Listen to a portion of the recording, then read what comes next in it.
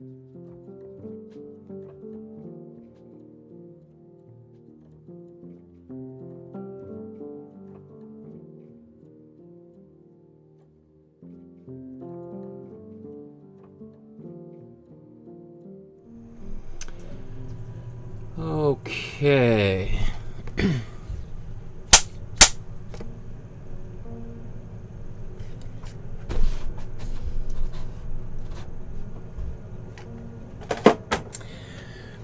Good afternoon, everyone. Welcome to my studio. My name is Michael Markowsky, and today we're going to recreate another painting by another one of my favorite artists. And we're going to continue where we left off yesterday when we were looking at the art of Wain. So, actually yesterday, oh, I forgot the painting's upstairs. This is the painting we made yesterday. I think it turned out pretty darn good. I was really happy with it. This is, of course, the original version. You can obviously just watch the previous episode if you want to see how that one turned out. But the painting we are going to do today, which we ran out of time yesterday to do, is this one. And in the previous episode, I talked a little bit about the biography of Wain and his the importance of his work, especially these paintings here, these anthropomorphized cats. He's considered to be one of the most important persons to have changed people's attitudes towards cats. And after Wain, the idea of owning a pet cat was much more acceptable than it had been previously, because he had humanized cats and transformed them from being these pests that would roam around the streets of London. And so that's one of his major accomplishments. And so he made a fairly good name for himself making these paintings during the course of his life. And at some point, and we're not sure when, he started making paintings that look like this. In fact, yesterday we looked a little bit at some of his other paintings. I'll just for those people that didn't have a chance to watch that episode, just a real quick review here. So if we see, these are a lot of his paintings that he was making at the turn of the last century. And you know, there's an element of surrealism to them, where we have cats wearing human clothes and doing human-like activities. But at some point, he starts experimenting with abstraction, and the paintings start taking on these very ornate patterns. And slowly we see here, there's also potentially a kind of, one might even say, a menacing quality to some of these cats. They start looking angrier and fiercer. And so then we have these types of paintings.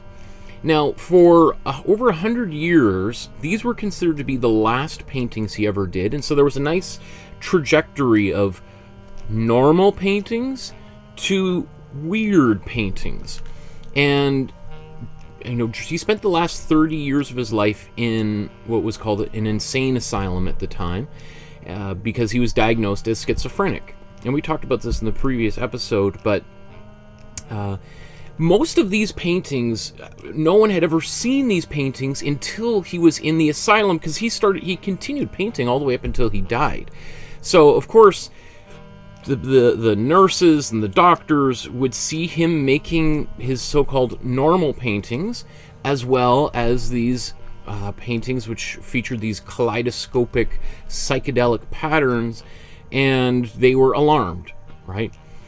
Never mind the fact that there were other artists that, you know, during the turn of, you know, around that, like 1905 till 1930, you had almost every artist on Earth was experimenting with abstraction of some kind, and Cubism became en vogue for every artist on Earth to at least experiment with for a short period of time during the, let's say, you know, pre-World War I era and after, in between war period. Yet, you know, all I can think of is that the people at the hospital were obviously not aware of what was going on elsewhere in the art world, and were not aware of that this type of art was what many artists were experimenting with. Maybe they didn't look exactly like this, but artists were certainly abstracting the human form, maybe less so the animal form. But, you know, even some of these images remind me a little bit of Giuseppe Arcimboldo, the artist, the Italian artist from the Renaissance that we looked at about a month ago. Remember, we did a painting of his that used fruits and vegetables to mimic human features, right? So, we're not sure when he started doing these paintings. It's entirely possible that he was making these types of paintings for his own personal use. At the same time, he started making some of the more normal artwork, and it wasn't until they were seen in the asylum that alarm bells were raised. And there were, I'm not sure the names of several of these authors. You know, so another thing, some people said that he had this Toxoplasma gondii, which is a parasite that sometimes people get who have cats, and so that was another possible. Maybe he's because he's around cats so much, he owned cats as well as painted cats. So maybe that would explain the abstraction. People always want to explain abstraction, just like they did with Van Gogh, that no normal person would just start painting in an abstract manner unless they were crazy, right? Which, you know, we've done a whole bunch of abstract paintings over the course of these Master Study episodes, and I like to think I'm not crazy, and I like to think most of you guys aren't crazy. And again, that definition of what crazy is, and which I use very loosely, is an idea that has changed quite radically. And if you're really interested in diving down into this, a great book. I remember reading this when I was in graduate school. Madness in Civilization is a book by Michel Foucault, who was a French philosopher. And this book, Madness in Civilization, sort of charts it's like the history of human of at least in the Western world, the approach to sanity and insanity, because there's a history there. Not for it, you know, people haven't always considered certain behaviors to be insane or crazy, and like one of the at one point, people who were thieves or people who were alcoholics or who had PTSD were all considered to be insane and beyond rehabilitation, and were thrown inside these institutions and just left there to die, which also happened to Louis Wain. And it wasn't until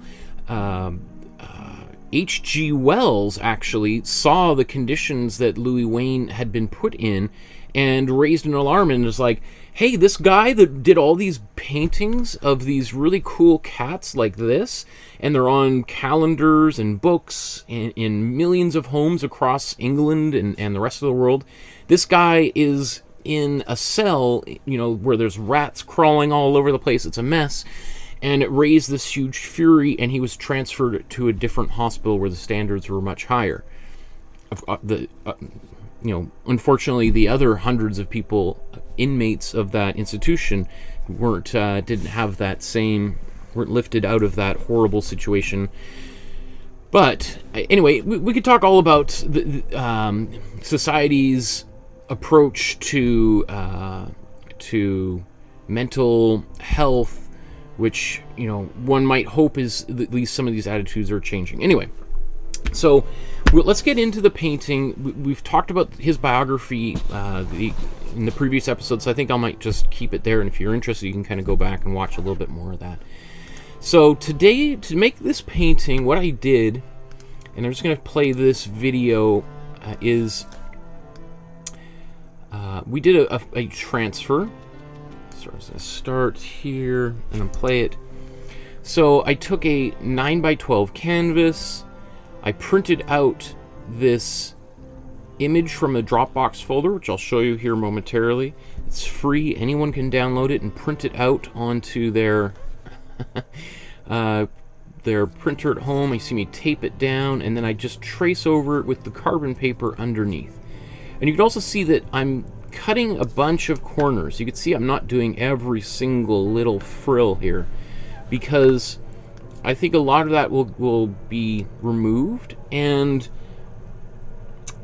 some of it is just an overwhelming amount of detail. So in the previous episode, I also covered the painting after I had finished doing the pencil transfer, or carbon paper transfer. I then coated it with a warm yellow.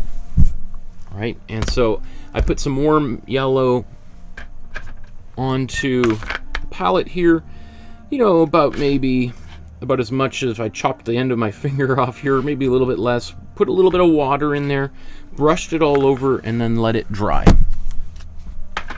And then this is where we are now. So let's take a look at the painting and think about how we are going to go about this thing. Well, we already have a lot of yellow in here, so obviously we can keep that yellow, but there's probably going to be times where I might actually add some white and yellow to get some frills back. So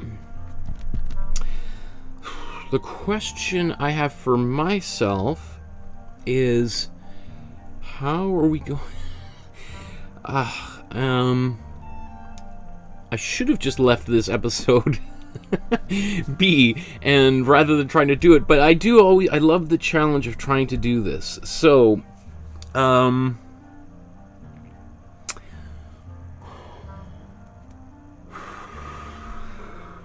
am wondering, I have Posca markers. So these acrylic Posca pens, I think, might come in handy. And I do have a red one that my wife was borrowing, and I'm not sure where it has gone. So I might run and get that shortly. But these Posca pens are great because I can do really fine line work with these pens. And so that might be something that I use to do a little bit of outlining later on. And if you're wondering, I think each one of these costs about $5 or $6. I bought these from a local art supply store.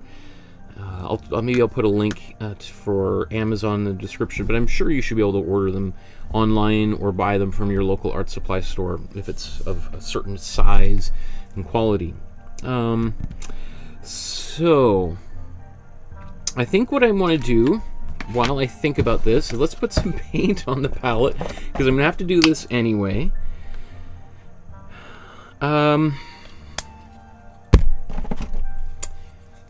As I look at the painting, you know, there's no... what I'm trying to do is think through in my mind, based on my experience, if there's a way that I can do this painting faster and get a reasonable level of quality, because otherwise to do the painting as he did it could take a while. And I'm sure he did spend a while making this painting. So is there a way that I can do it a little bit faster?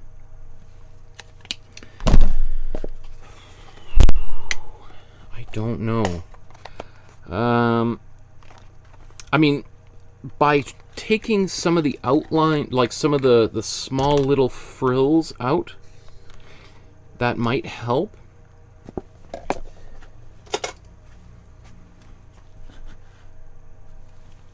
So I'm going to cut open this tube of paint since I'm at the very end here, and grab a little spatula. Pretty sure I'll be using most of this paint, so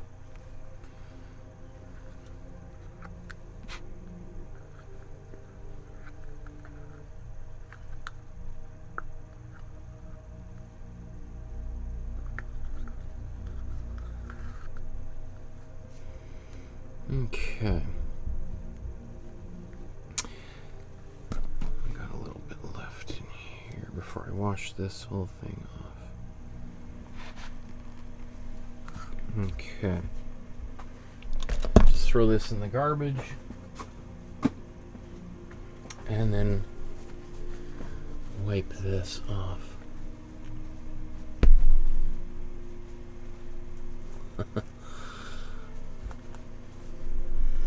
One of the interesting things about Louis Wain is I believe he was ambidextrous. So in that Benedict Cumberbatch film that was done on Louis Wain, it just came out a few weeks ago. It's called The Electrical Life of Louis Wain. And let me just pull that up here on the screen.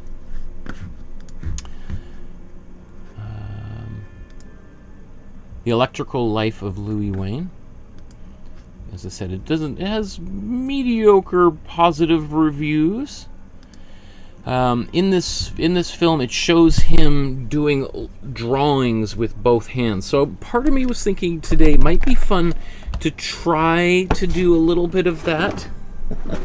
I don't know if this is a good idea or bad idea. So I think what I might do is a little bit of that right off the top. That way, if I do make any mistakes,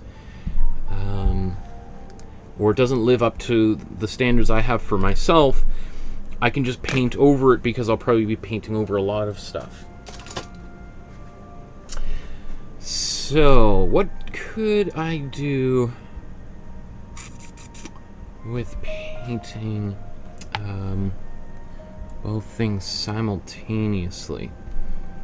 Let's see. Let's get some brushes out that might be equivalent. I've got lots of... This is only a small selection of the brushes I own. So let me think. And these are all just brushes I bought for these episodes. These are also sort of lower quality brushes.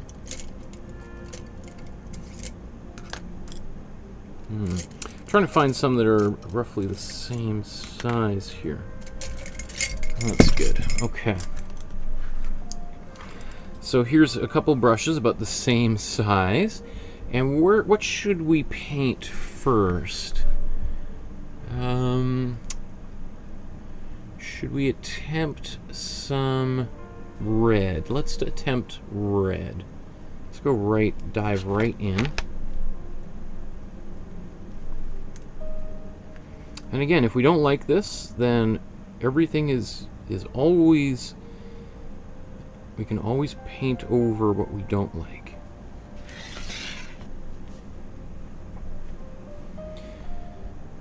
Let's turn on a little bit more light here. Okay.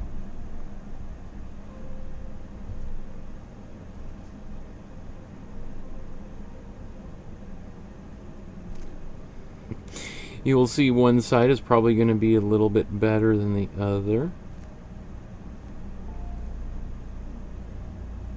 Oh my goodness, this is tough.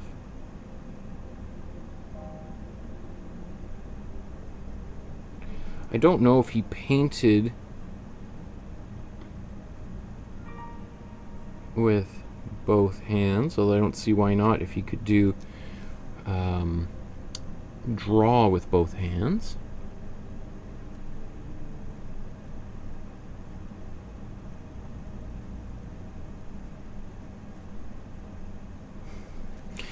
Okay. Let's see here.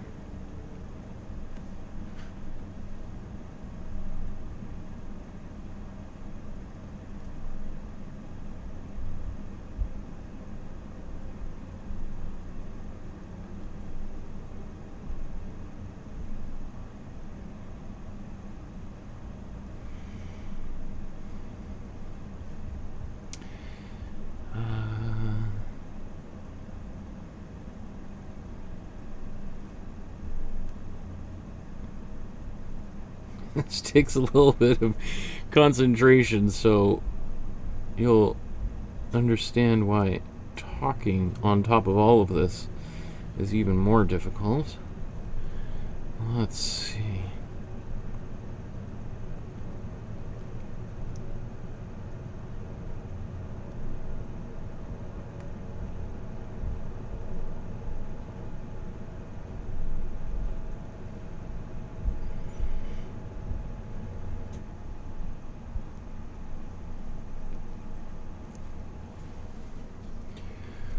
Whew.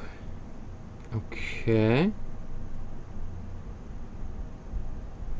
The one thing with doing this is it's like, where do you look?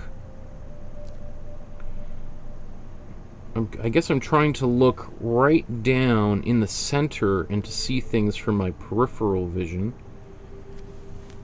But since I have a lot more ability with my right hand, maybe it makes sense to try looking at my left hand.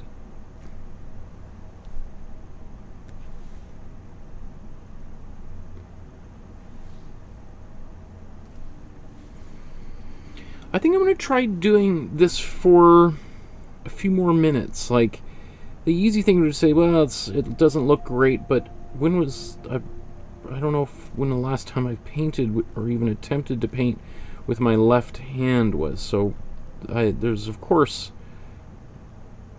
it wouldn't turn out very good if I've never used that hand for painting.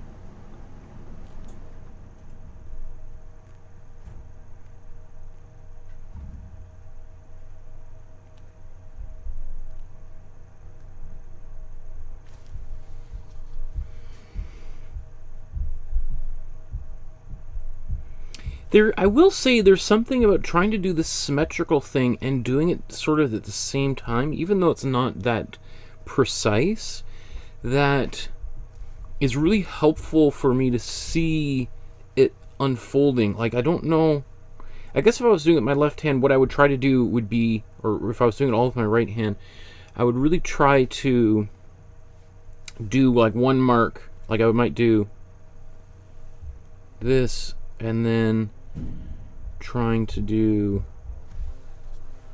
the opposite immediately afterwards.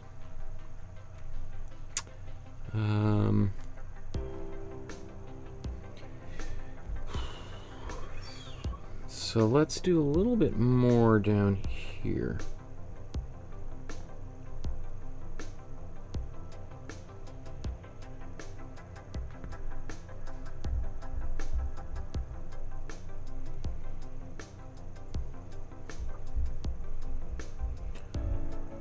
Man, it's even like a little bit mentally taxing. Like, I can almost feel a little bit of you know, like a bit of a headache kind of forming, because I'm trying to do something that is requiring both hemispheres of my brain simultaneously, and oh my goodness. I mean, in some ways, it's not as bad as I was expecting it to be.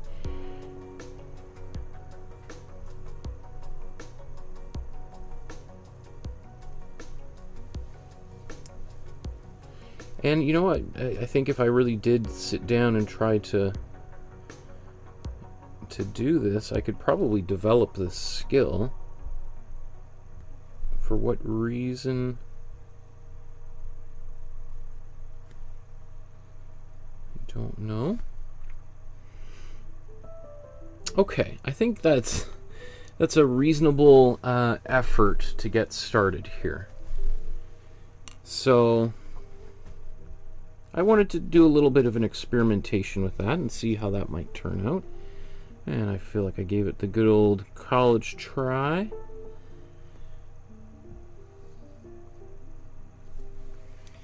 So let's bring this back up here.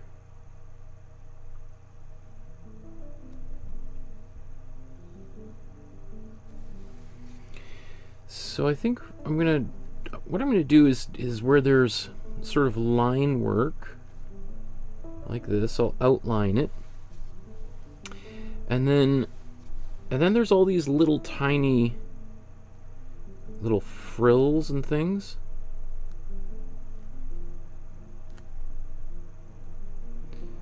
Like all of this stuff, that could end up taking me quite a while to do, because if I'm painting, it's not these things themselves that are time consuming, it's going around them with the black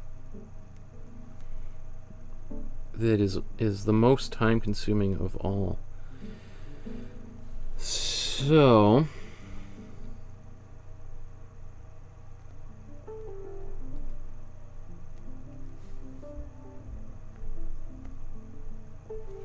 this kind of thing would be probably much easier to do with like colored pencils or something.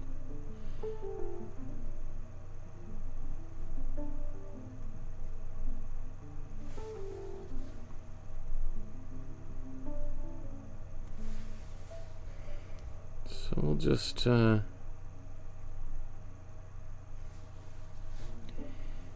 gonna get this stuff in.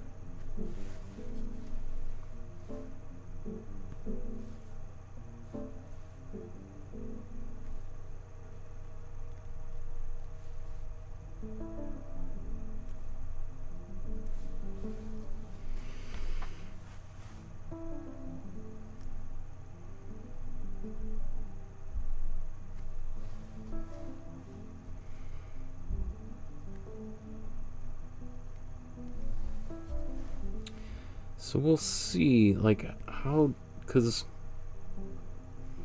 yeah, as I said, doing all these painting around, like, right now it's gonna look, it could look really nice for all of this, but when it comes at the end to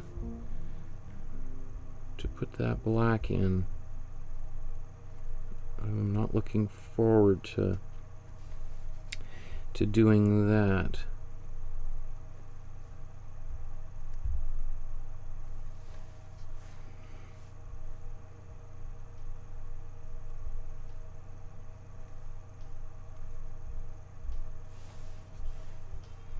So I'm also, just because I'm going to be having to do a lot of this line work, I'm being pretty loose as to how I do some of that stuff.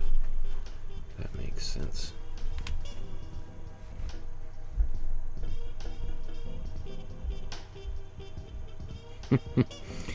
Yeah, I see a lot of people tuned out.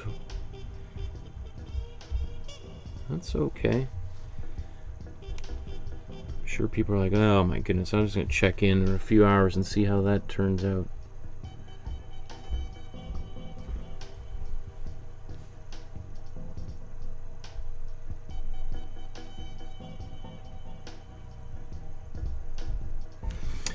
You know, I actually think making this painting from scratch, you know, I think it would have been easier and faster for him to make this painting from scratch than it will be for us to recreate it.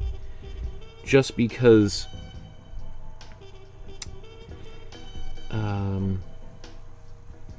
he can sort of add frills wherever he wants. I wonder if he drew this out beforehand and then painted it in.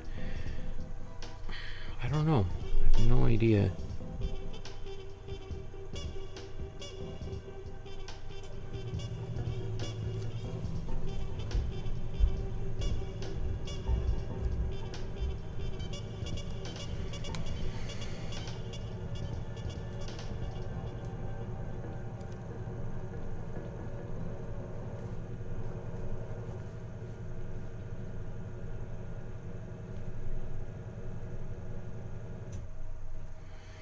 So I think a big part of this painting is just going to be getting a relative density of marks on here.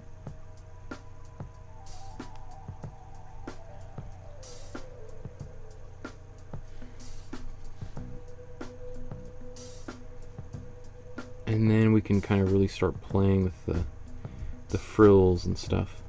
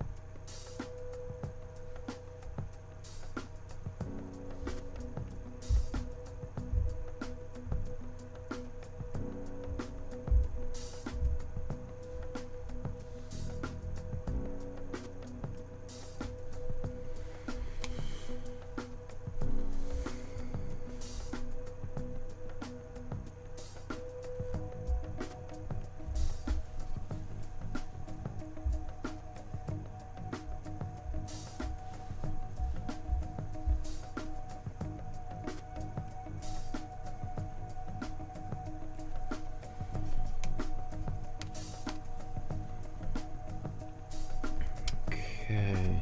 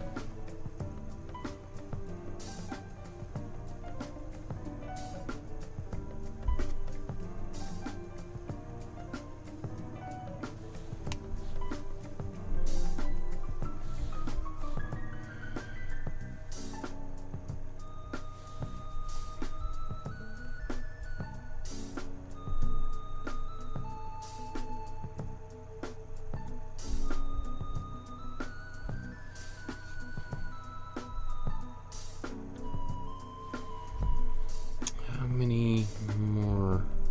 I want to switch to a different color, probably to the aquamarine blue that is kind of surrounding the eyes there. I'll move on to that shortly here.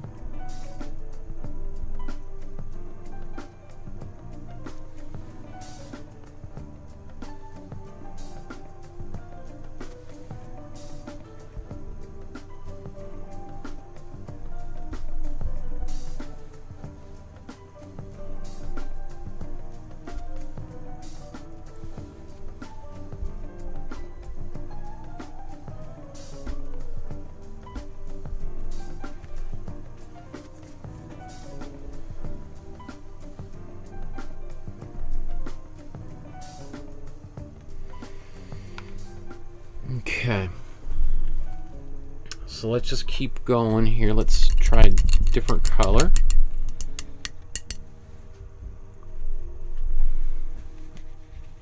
Let's try this blue. I'm going to put some white in it too, just because it needs to be a little bit brighter. And that will also cover up pencil marks and all that kind of stuff. So, and if I try just to paint this warm blue over top of the yellow, it's going to get really kind of dark and not the most appealing kind of color, and I'll have to paint many layers of paint over top of it. So the warm blue kind of can go over and just like here cover up some of that red because I've got white in it.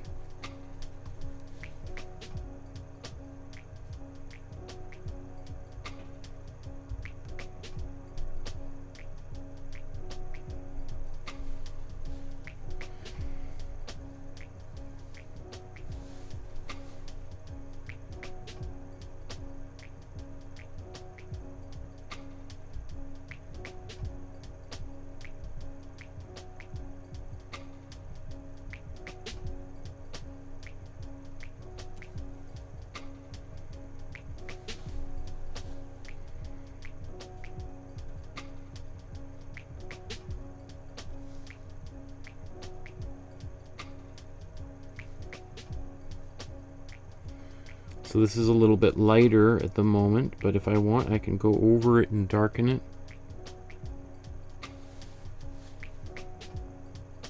We'll see as the painting progresses what I want to do.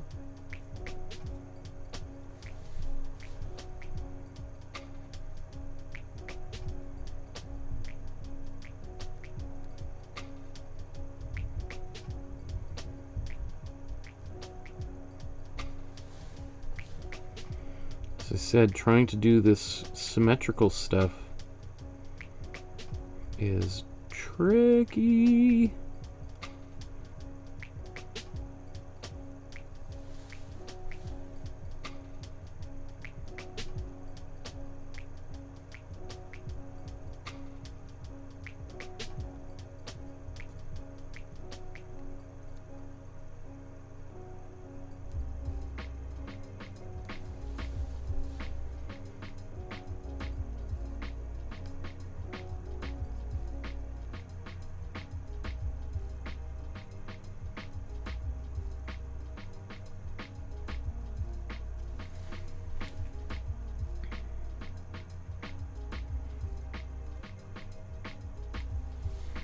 This might be the episode where I talk the least. My goodness, this requires some concentration. So, you know, which is worth sort of pointing out, because these paintings were seen for over 100 years as being the examples of someone who is suffering from schizophrenia. Because why else would anyone make a painting like this? Surely there must be something wrong with them.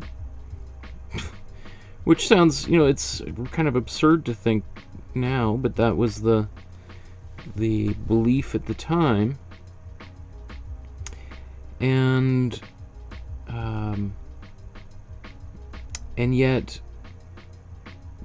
research showed that people who were in the midst of like a psychotic episode,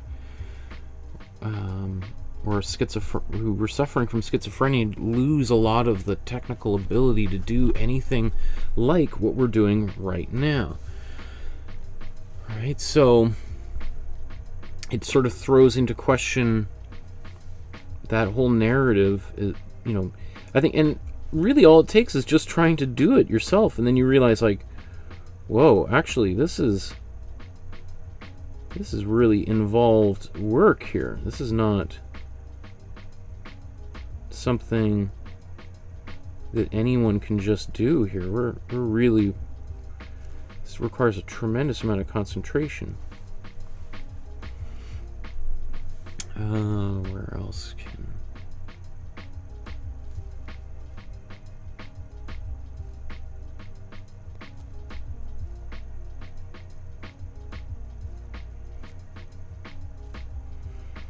You know, to kind of maintain what's going on both sides. Oh my goodness. This is why this is a bonus episode, because, you know, anyone who's thinking of potentially doing this, I don't know if I can recommend today's painting to them.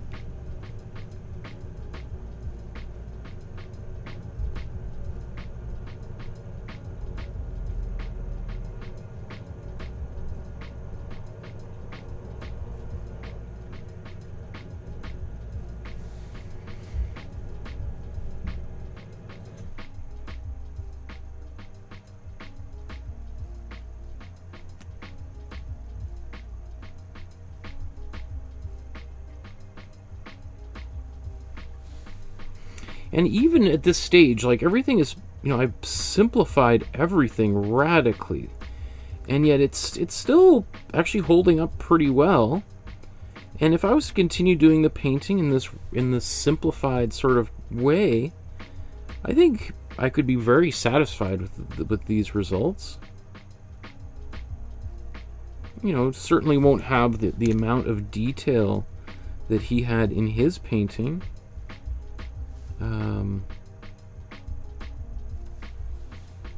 But I think it would be an acceptable sort of effort on my part, I suppose, as far as I'm concerned.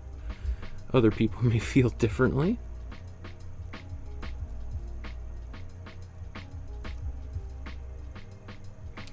But my recommendation would be then try doing it yourself, and you tell me if you can get a better result, especially at the sort of speed that I'm going here.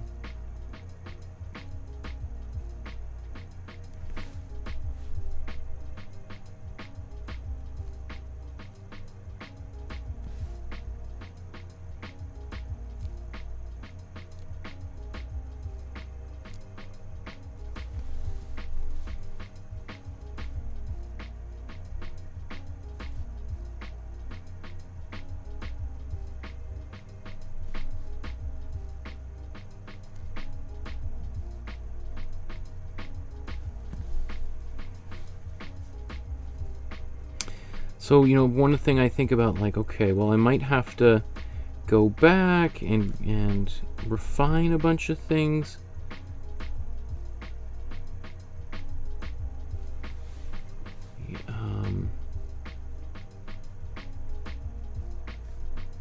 And so just sort of get as much on here as you can.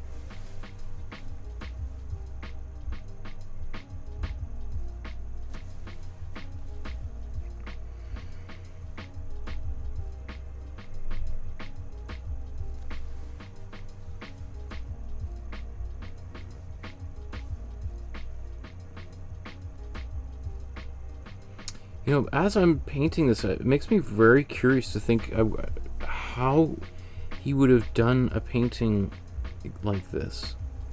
Like, what sort of strategy did he come up with to help this process along?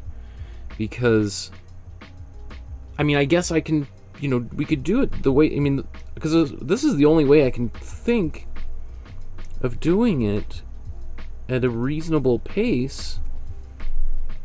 I mean, and even then I'm cutting a lot of corners. Like, we could go much slower, and I could use a much smaller brush, and I would get a little bit more accuracy. But it makes me think he probably did do just that, is went very slow and did this whole thing very methodically.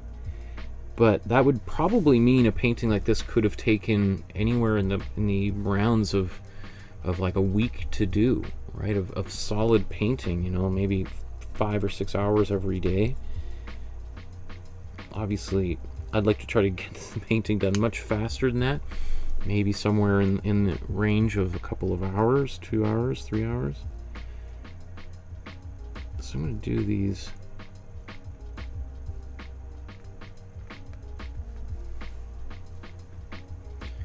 Kind of beads.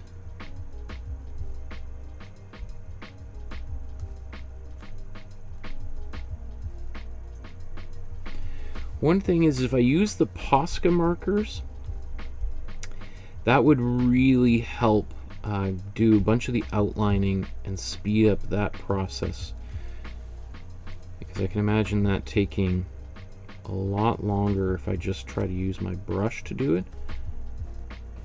And Posca markers are acrylic pens. Alright, so these types of things. Let's put that there for anyone who's curious.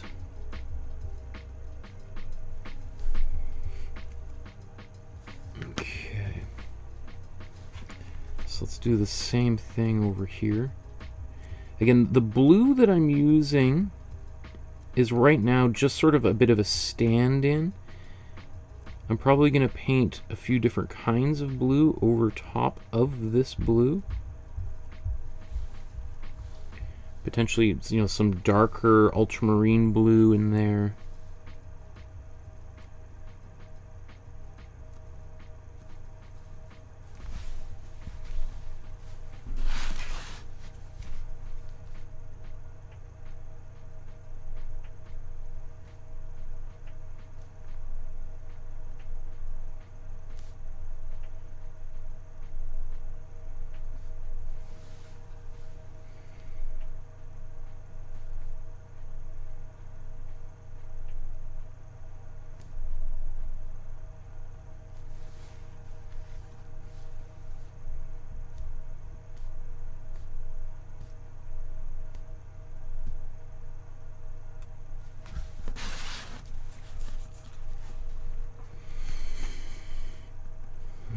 Okay.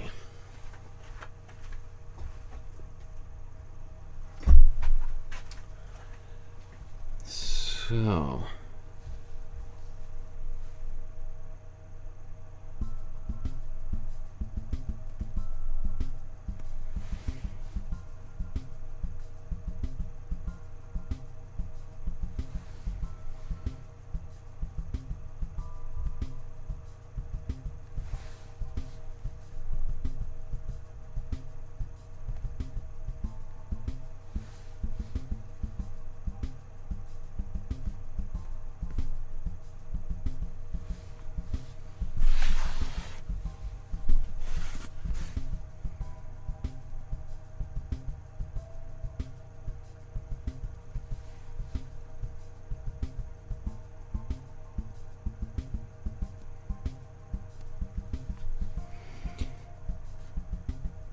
I think doing this type of, I'm obviously radically simplifying a bunch of these details, but I think, in a way, we're still really capturing sort of some of the essence of his process here, so I don't feel too bad about any of this.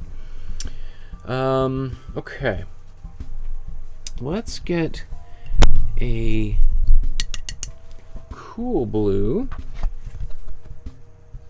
on here. I'm going to actually turn this into a bit of a teal. With, again, a bit of white. Actually, that works. I was going to paint this on the bottom, but this works up for the top. So let's paint this right up top. I'm also using a fairly big brush for this type of activity. I don't usually even use this size of brush, but once again, I want to get the painting done in a reasonable period of time, and I want to try to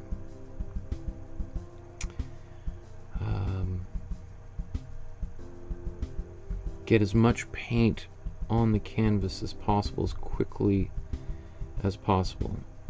A smaller brush would allow me to get a little more accuracy, but would also slow this progress down dramatically.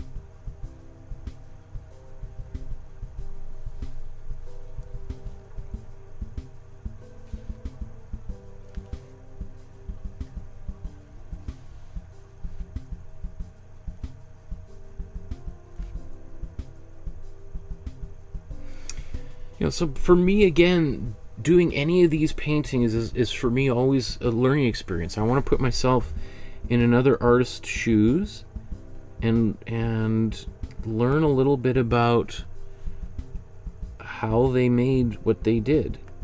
I've been painting professionally for over 20 years, and I'm pretty confident about my own ability to paint the things that I already know how to paint. But all of these episodes that we've done have been incredible learning experiences for me personally. Like, my own painting ability has increased dramatically. Just painting all sorts of random images. It's a little bit like I've been going back to school. I'm both the teacher and the student. And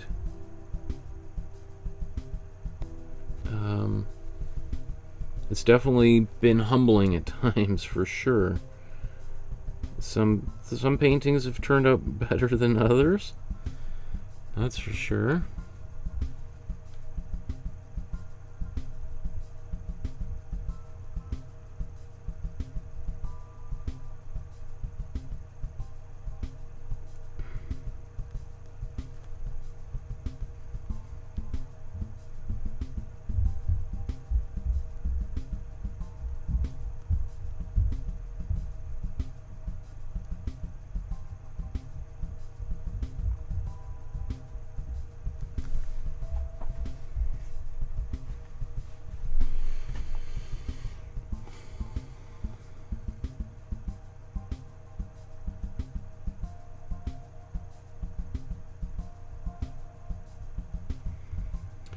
So while I'm doing this, if you've got questions, I can try to answer questions while I'm doing this. Heidi says, November is Mental Health Awareness Month. Your timing is perfect again, Michael. I did not know that. That is cool. That is really cool. What a precipitous, cool,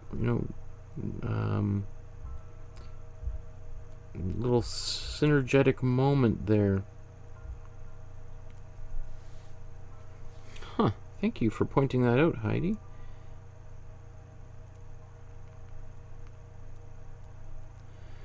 I'm a huge believer in raising awareness for mental health.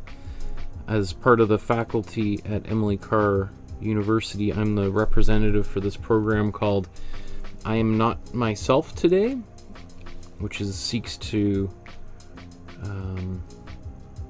raise awareness about mental health and to destigmatize mental health, and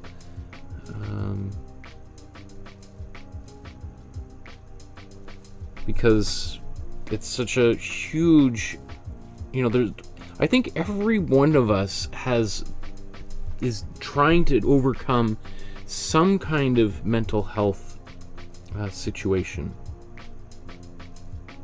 Some of us maybe are more aware of, or more self-aware than others.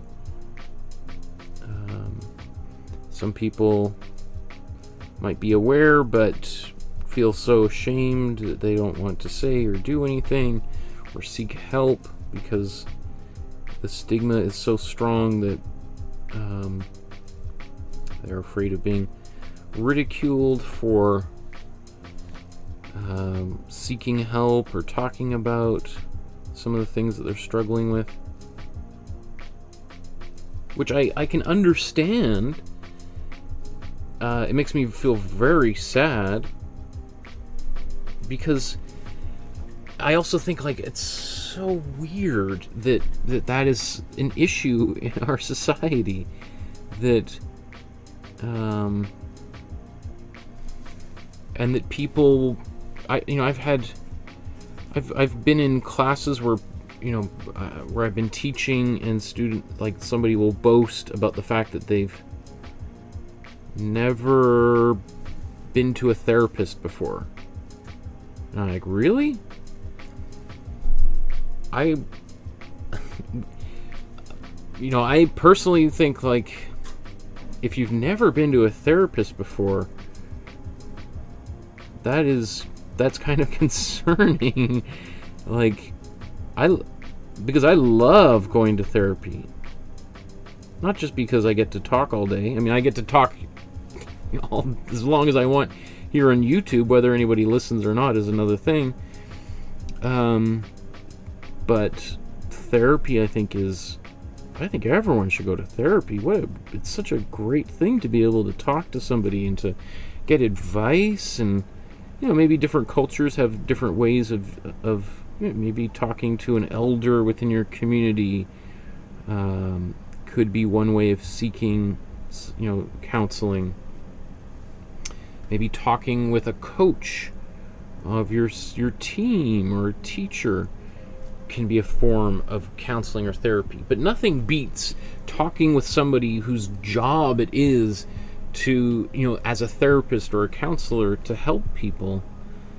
There's only so much that a teacher or a coach or somebody can offer without, versus somebody who's spent their entire life or educational life learning about these things and has learned different approaches and techniques. And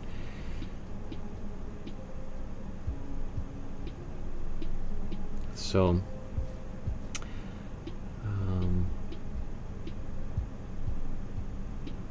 I'm very happy talking about some of my own mental health and the challenges that I've had. And a couple of years ago, I got hit by a car while riding my bicycle, and the car almost ran over my head. Literally stopped about that far away from my face as I was looking at the tire getting closer and closer, and that was very traumatic. And since then, you know, I didn't get PTSD, but I was diagnosed, I can't quite remember, with sort of the next step down from PTSD, which is the more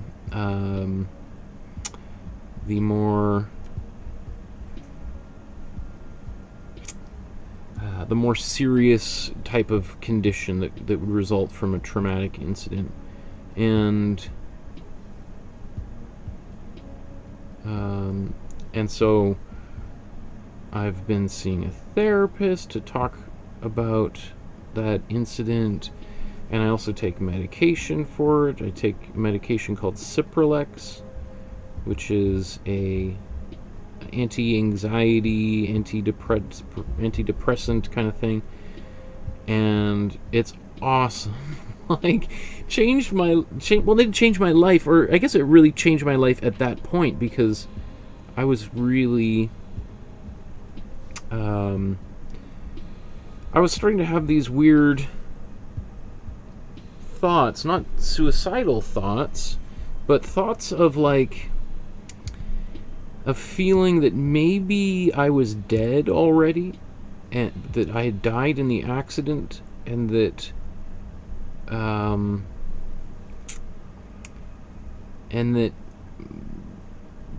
I was sort of living in some sort of, like, as a ghost or something in a parallel universe, you know, and like I have to, you know, like, to make things right, or I've got to. But then other thoughts would start creeping into my mind of like, well, you know, if you're already dead, then you could just walk out into traffic and maybe cars will drive right by or right through you, and maybe we should experiment with. And it was like, oh, I was like, oh, that's, I don't even, you know, that thought coming into my head was like, that makes me really uncomfortable. So, you know, I guess I was maybe fortunate to be able to recognize that about my thinking, and maybe I've been lucky enough to be surrounded by open-minded people that so when I started talking, I spoke to my wife about it, and it was a little bit difficult, saying like, yeah, I don't know, I think I might need to get some medication or something, because I'm having some kind of loopy thoughts here. And so I went to a doctor, and they prescribed me some medication, and within a couple of days, a lot of that anxiety disappeared. And, you know, I often hear from other artists, you know, a big thing is like, oh, what if I start taking medication? Maybe I'll lose my creative abilities, and I'll no longer be able to be as expressive. And hey, I've made 160 paintings and done 264 live streams since I started taking medication. So if anything, I'm more productive than I've ever been throughout my entire life. So I don't know if that's, you know, maybe, you know, medication might affect different people differently, but I've only seen positives in my own life. So for anyone who's curious, I'm happy talking about it. I realize maybe there's some people that might tune out because they don't want to hear me talking about it, and that's fair.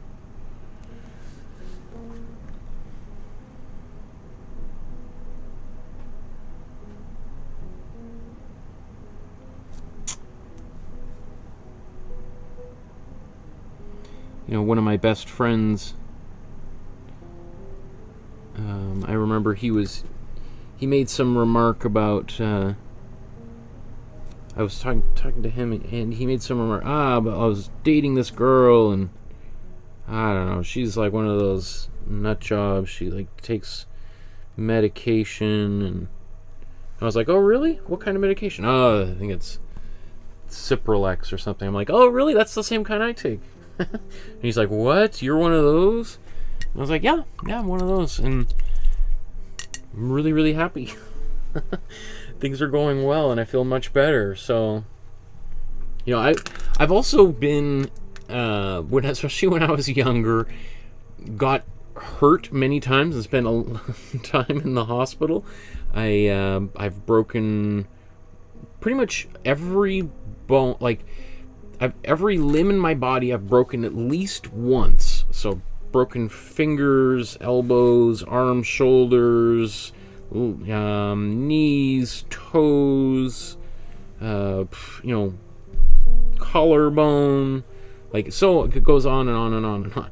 So when I was a kid, I spent a lot of time in the hospital. So I guess I am very aware of how the body can break, right? And how important it is to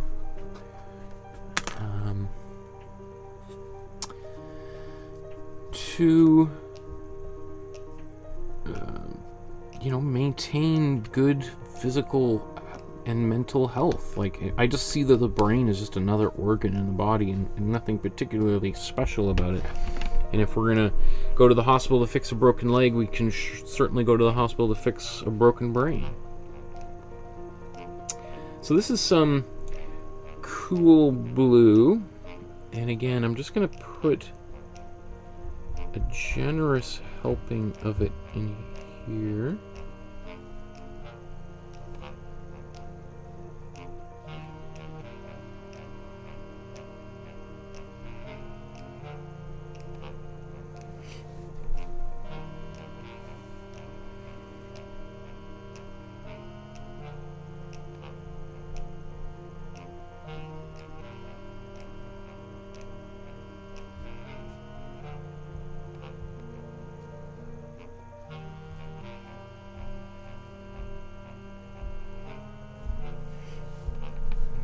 Let's do the other side before I lose my track here of where everything is supposed to go.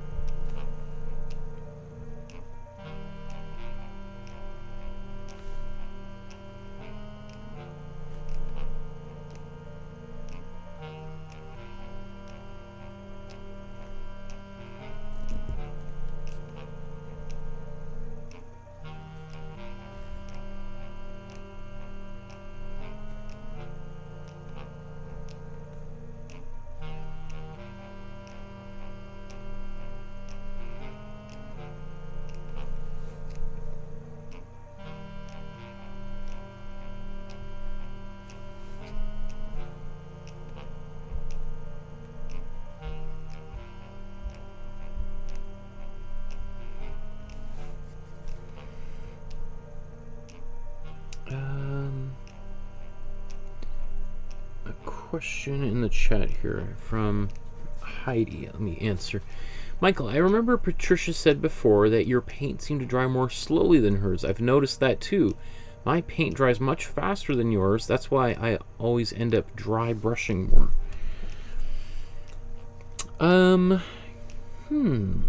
Interesting.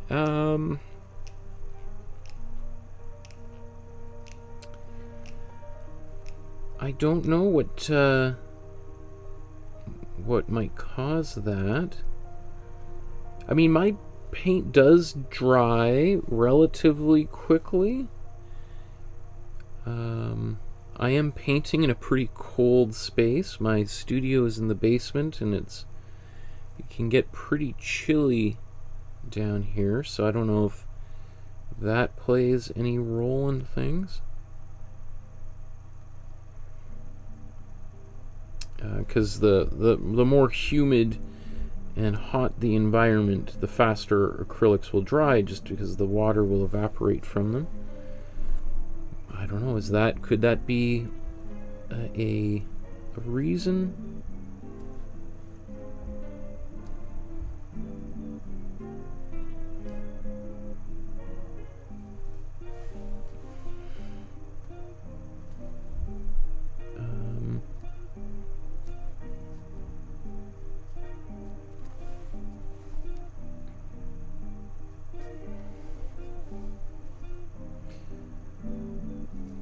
Yeah, I mean,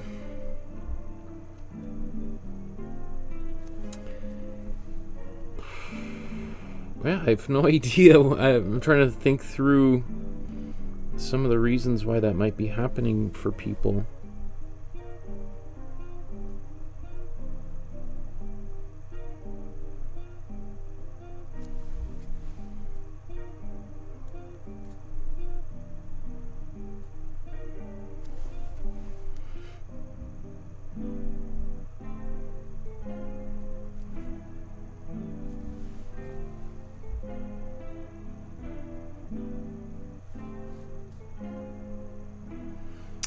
Heidi says, thank you, Michael. I thought about that too. My place is open and airy. I need a basement. I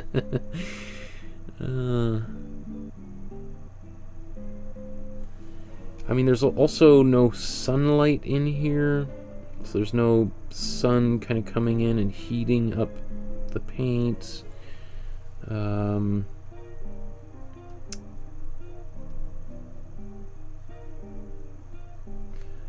Also, I guess I paint relatively quickly, even though I try to go at a reasonable pace for people to follow.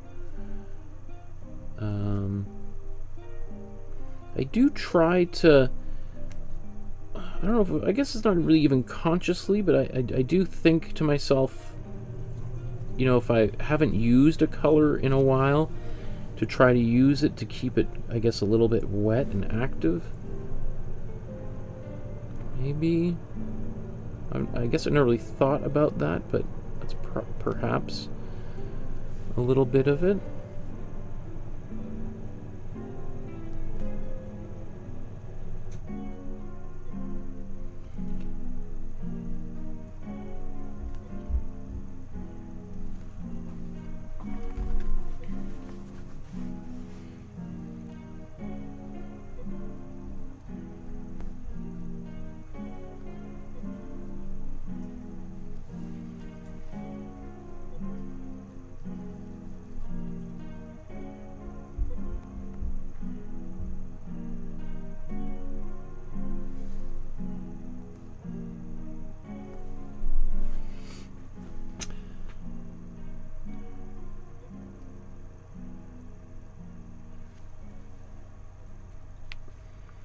Paula says she sprays some water on the palette every once in a while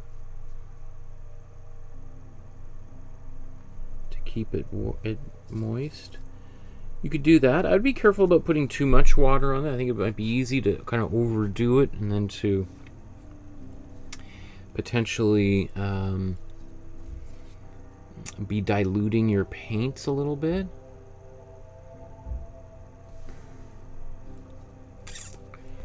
Okay, that might be it. Is there... I thought there'd be more of this in here somewhere.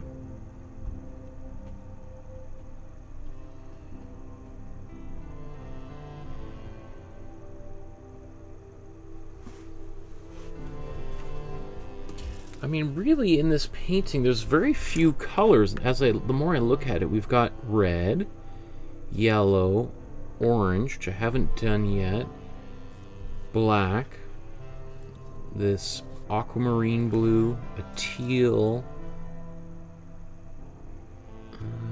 which I've kind of painted as a cool blue, and this is, I guess, a little bit greenish, more green teal. Oops.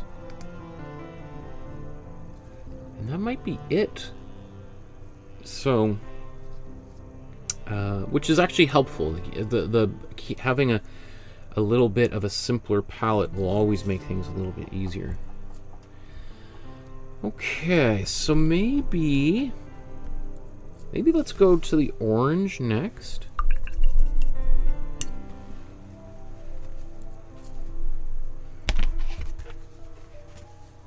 take some of this and put a bit of warm red in here.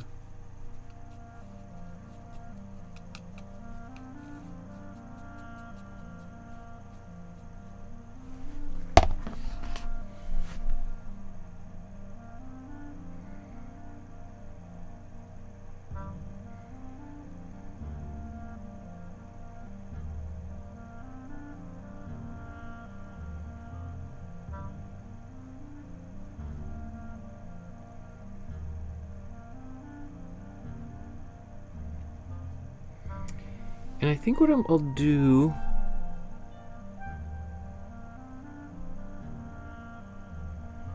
is sort of just paint this very loosely and then do all the details when I'm painting with the black around all of this.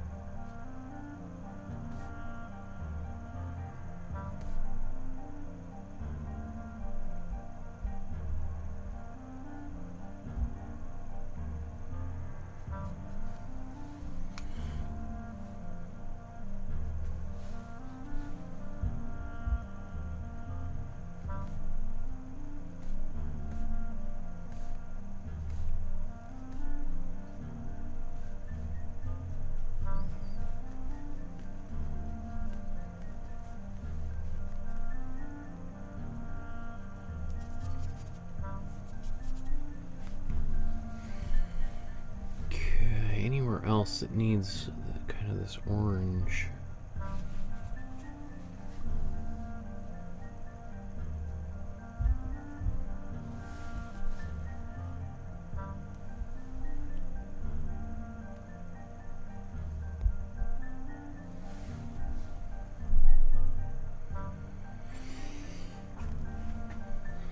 Maybe I'm just going to continue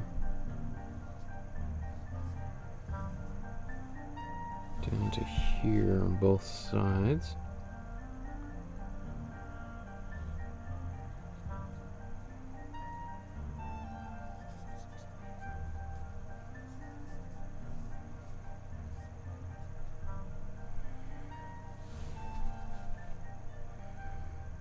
And then up top, I think I'll do the same thing, just give it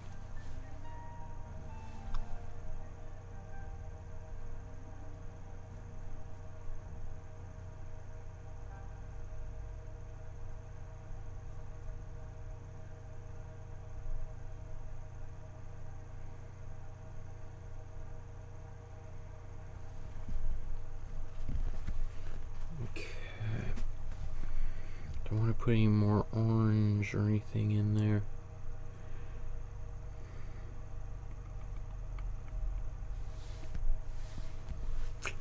Maybe that's good.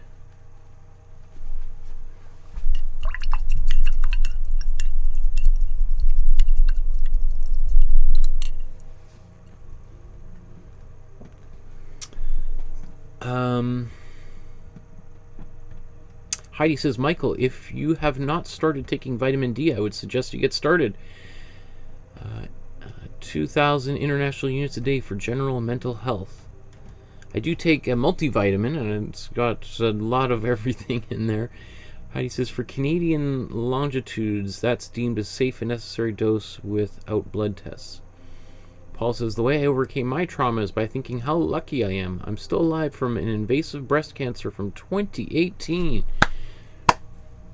That's awesome to hear. Cheers to that, Paula. Well done. That is no small feat. So yes, you that is something to be very excited about, and that's certainly gives you a sense of an appreciation for being alive and being in the moment. That makes me really excited. That's awesome to hear. Very cool. Yeah, definitely celebrating. You know, it's it's easy to slip into just thinking about poor me and how life has screwed us over, and but when we actually sit down and kind of think about how fortunate we are, we have a lot, all of us have a lot to be thankful for. I think I want to move to doing the dark color. I'm going to make a dark color, and I may also make a black a little bit later on. We'll see. So to make a dark color, where should I do this? Maybe I'll do this right here. I'm going to take my red and warm red and cool blue, mix that together. There was a little bit of warm yellow in there, and so that really helped basically turn this into a really dark gray.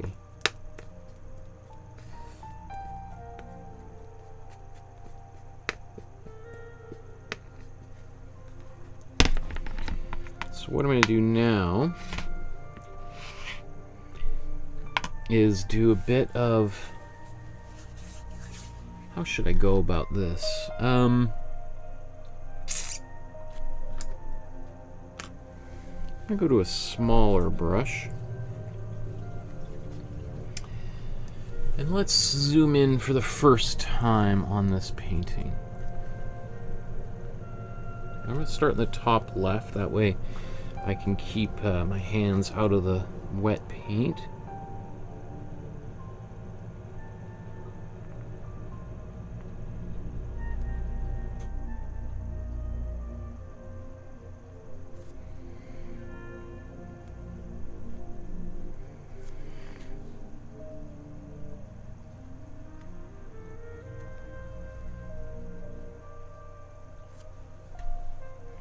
I'm not gonna let's get focus this a bit.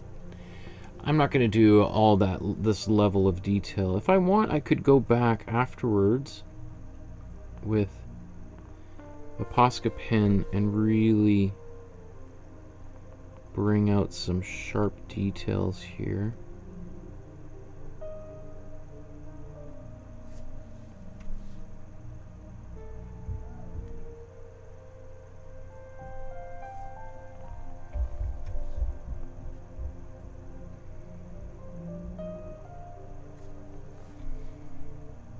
So I'm kind of just gonna play a little bit fast and loose, I think, with things.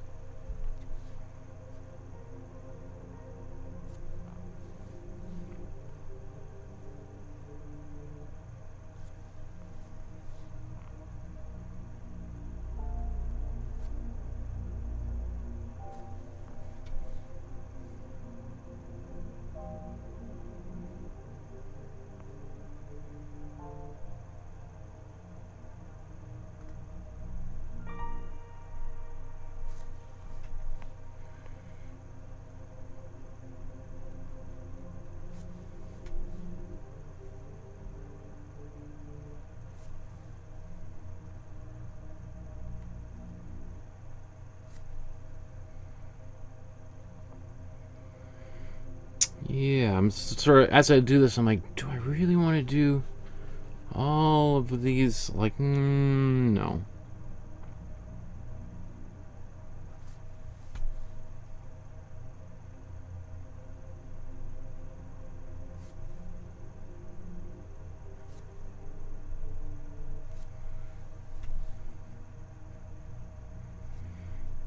I know that this will cause some people to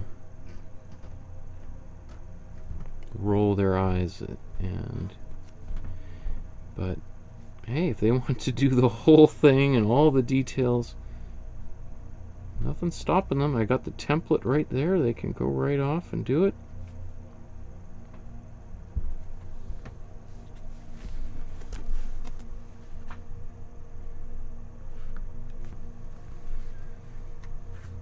Top of the painting here.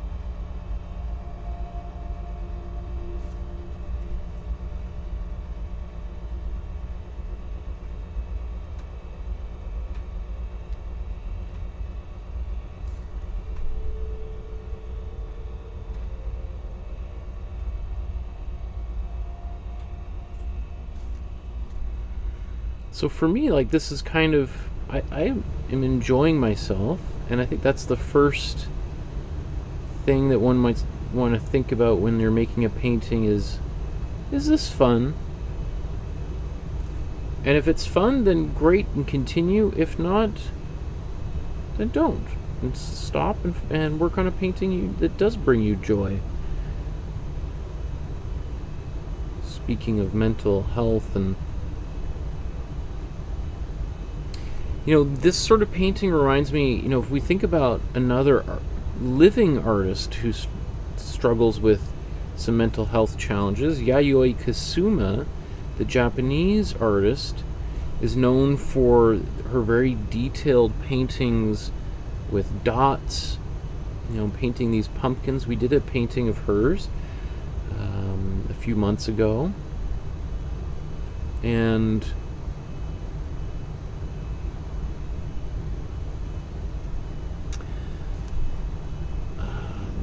part of the reason that she has such highly detailed paintings is that for her it's a way of silencing some of those voices in her head.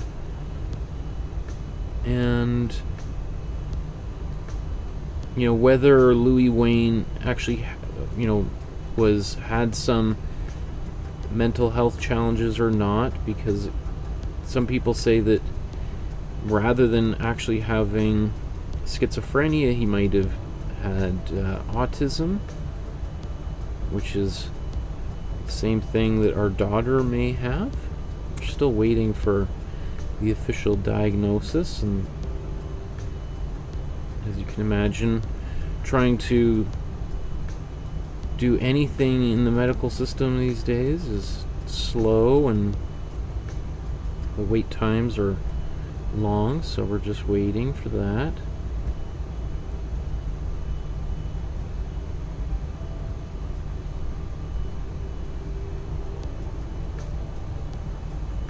Oops.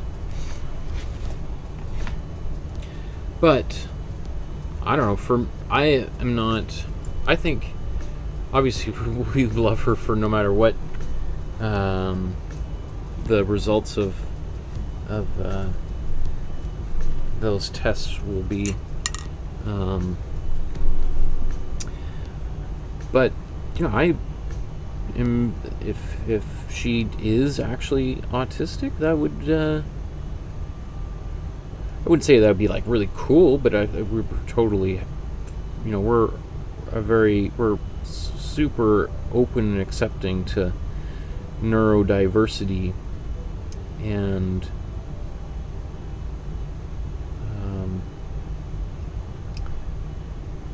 so Louis Wain unfortunately was living in a time where people had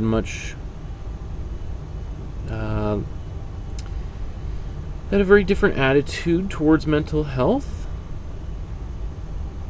and autism wasn't even, as far as I know, the research I know, I don't believe autism was really identified until kind of the 1940s or so.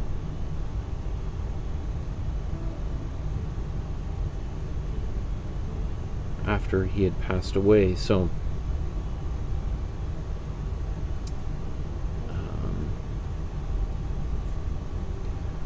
we will probably never know exactly what he was dealing with in his life.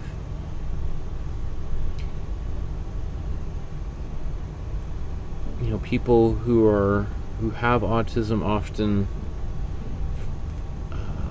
even today, still find a lot of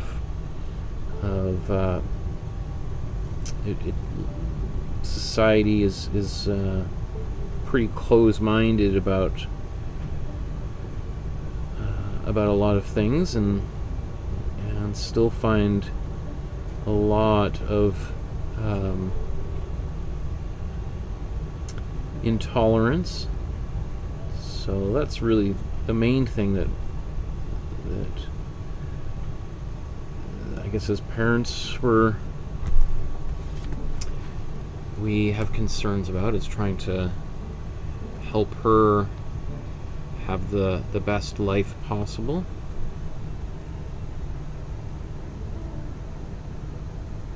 And so that she's not constantly dealing with bullies and teachers who aren't understanding, etc.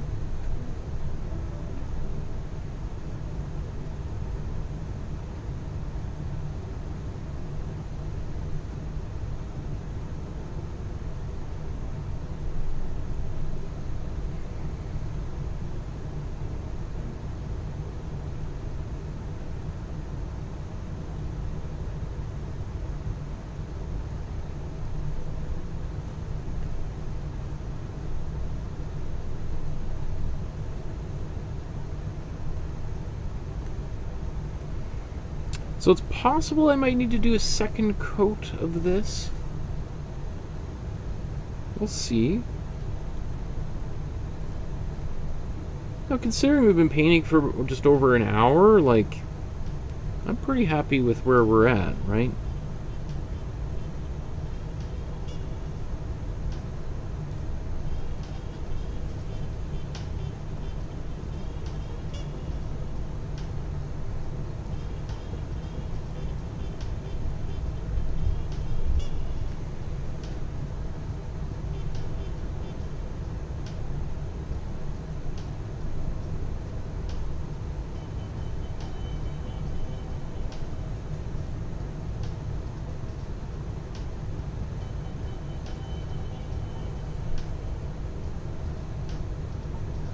The other thing too is if I'm not happy with some of this, I can also add a little bit of white and paint back over top of some of the black as well. So I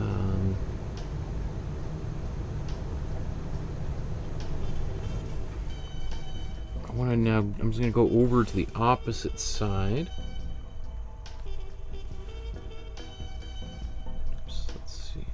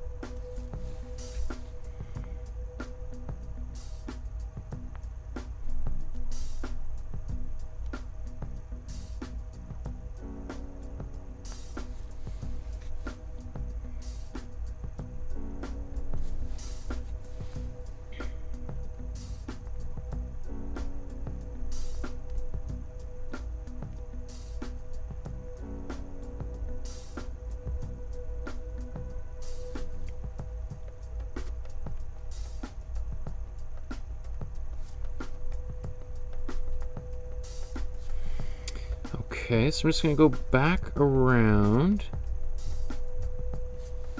give a little bit more darkness on some of these areas, and then I'm going to paint with a larger brush, at least this top half.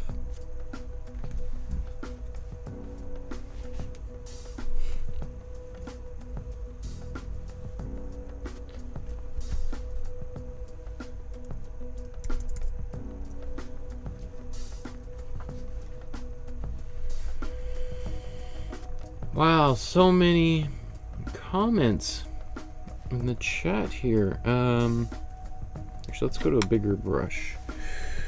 I'm gonna go not too big because the bigger the brush, the big brushes tend to kind of will spread that paint out a little bit thinner, and the smaller the brush, I'm more likely to get a little bit more of an opaque quality. So I'm going to try to get a bit of that.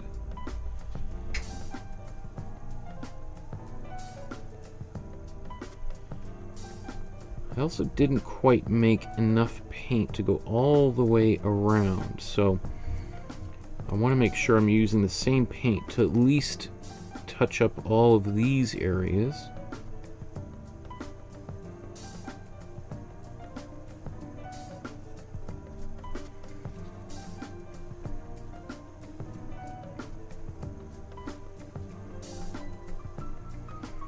And if I have to do another coat of black over top, and this again, this is not black, but warm red, cool blue, and there's actually some warm red in this dark color as opposed to cool yellow. I usually put cool yellow in, but there just happened to be a bunch of warm yellow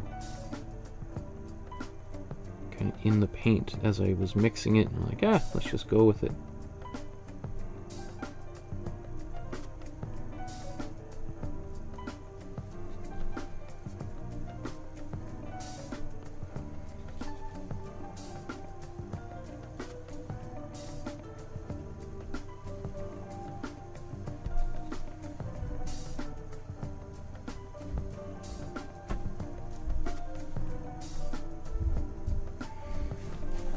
So this area here is where I need to put a little bit of orange back in, which is not a problem. That's pretty easy to do, but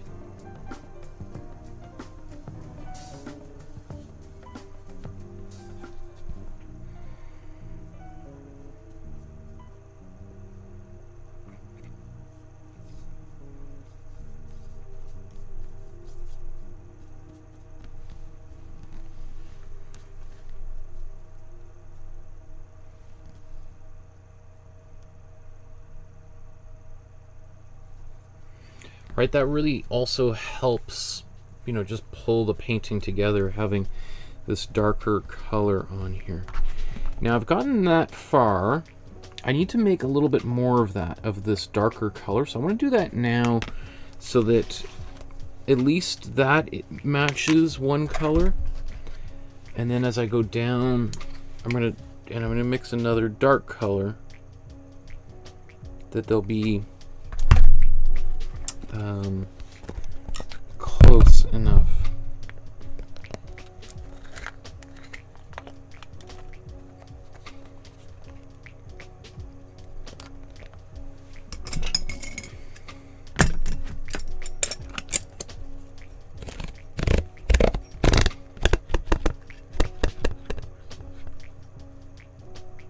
You gotta be careful when you use this, because you might think you're almost out of paint, and then all of a sudden tons of paint starts squeezing out of the tube. So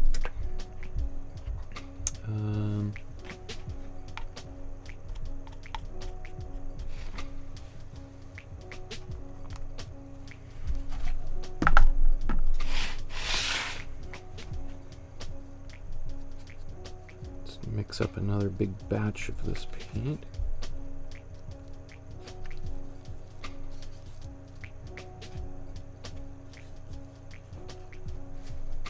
Ooh. I'm going to take some of this warm yellow, which I don't usually do, but let's try to keep these colors consistent.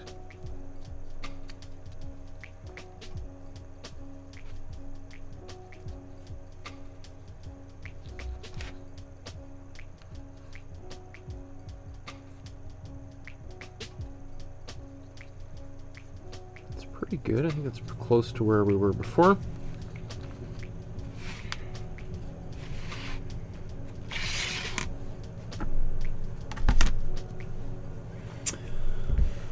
Lori says, this painting is definitely one to practice fine brush control. Yes. Deborah says, Paula, that is remarkable, and your positive attitude is so healing. Heidi, vitamin D is so important. I have been coming in and out of the video. Heidi says, Paula, there is a new book, International Abreast, Exercise as Medicine.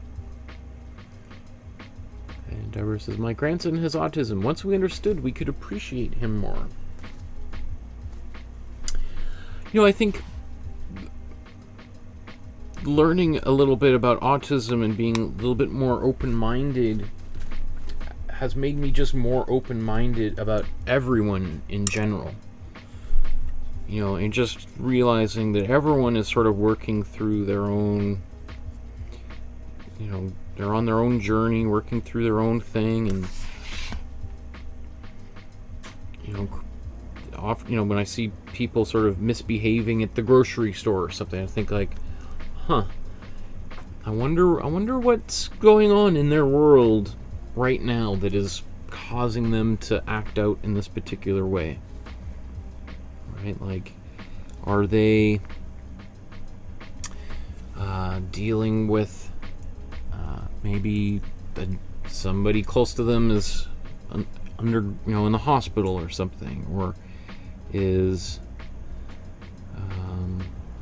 are they having, you know, a difficult day, or did they get some really bad news?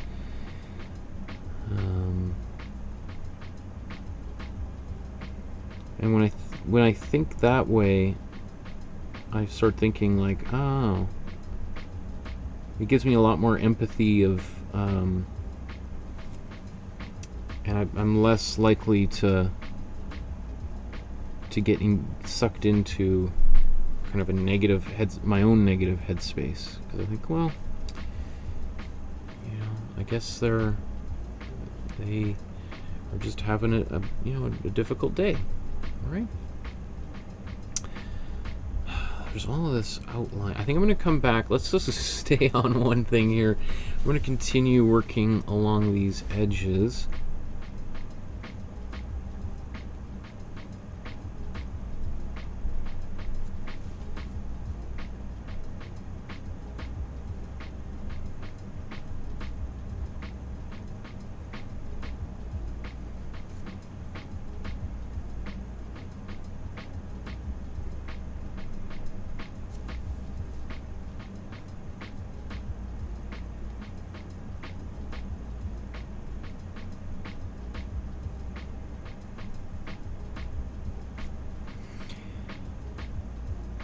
Now, oddly enough, when I was looking at this painting closely, it is in these dark areas where I also noticed he was doing a little bit of fiddling. Right, the same sort of thing that I'm doing right here. I saw him doing in this painting, and you can kind of see a bit of it in the image on the left there, where there's some areas that are darker and then some that almost have a bit of a green kind of quality. And that's because the paint is thinner in certain places, just as it is here, right?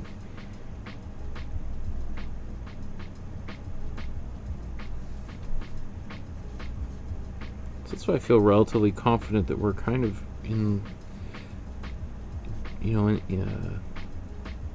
doing a fairly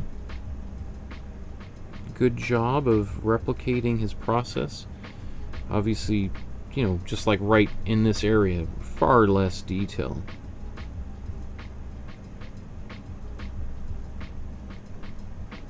But we also did far less detail when we painted the Mona Lisa, right?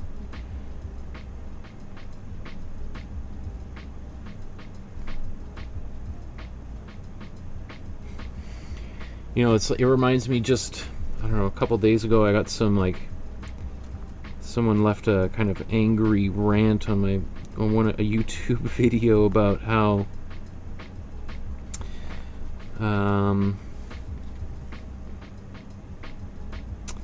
which I never delete these comments unless somebody is saying like hate speech or saying something racist, which, you know, does happen,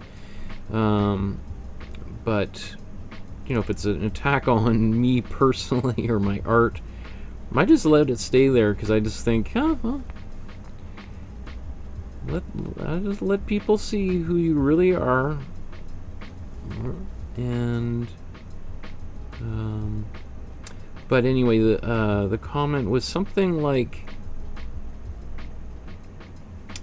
you know, real artists need rigorous training, and by encouraging people to sort of use whatever colors they want and to be accepting of so-called mistakes, I am enabling mediocre art and blah blah, you know, like essentially saying that, you know, only like real artists, or that really no one should, like, you're either pursuing the most difficult things possible and getting, you know, Simon Cowell like someone yelling at you for not making it perfect, or you shouldn't do it at all. Which I guess, you know, that's an opinion. And there's a lot of people that would agree with that. But I always think, like, people got to start somewhere. And not everybody wants to be a professional artist. That's not... Just because someone's painting doesn't mean that their goal is in life is to have their artwork on display at the Museum of Modern Art. And to make that assumption that everyone shares that opinion is ridiculous, or that everyone has that same goal. I'm not sure how I got onto this train of thought, but it's one of those things. Sometimes I didn't even bother responding because I just said, you know what, this person is trying to drag me into an argument, but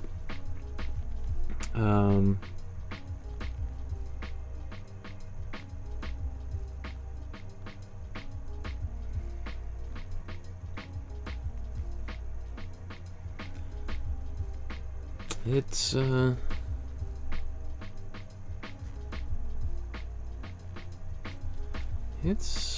again, everyone's going through their own thing. Why that person decided to probably spend about an hour writing this long rant on one of my videos. Obviously my video hit a nerve, but I think it has far less to do with me and is about something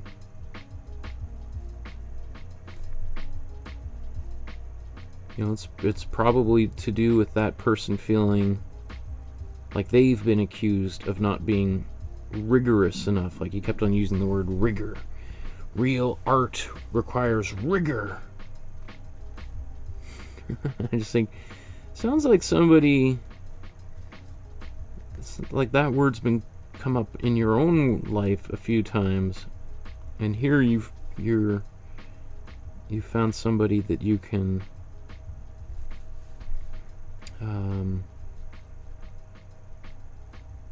vent on, which is, again, sure, happy to be that sounding board.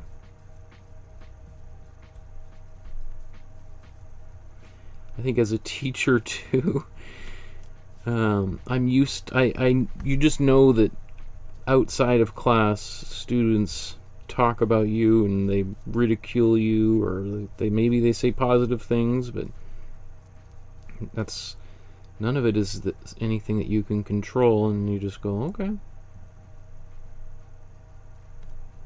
I do think being a teacher has helped me in that sense, in terms of my own practice, and even having a YouTube channel, and just, you just kind of shrug and say, okay.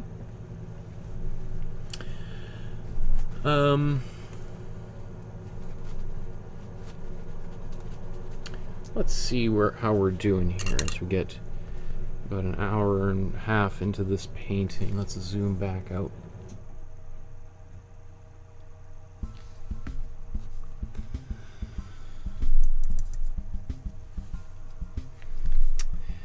So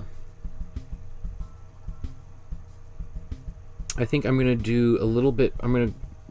Well, you know, maybe I can start darkening some of the this up here. I'm just going to take this color again and just kind of more quickly go around. I'm not going to go into every little nook and cranny.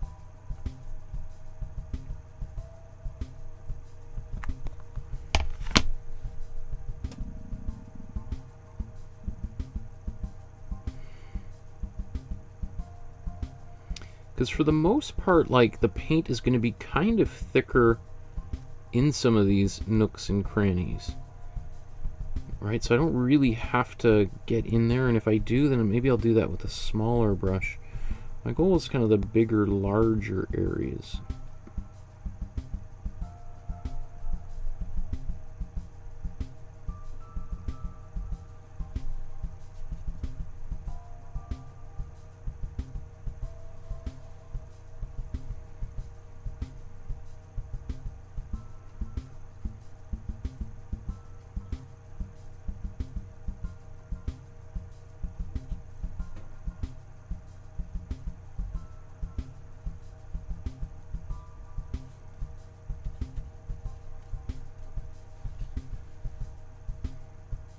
Again, it's interesting, you know, when I look up at the computer and I see there's sometimes more or less people watching, and people drifting in and out and checking in and checking out, and all of which is perfectly happy to me. And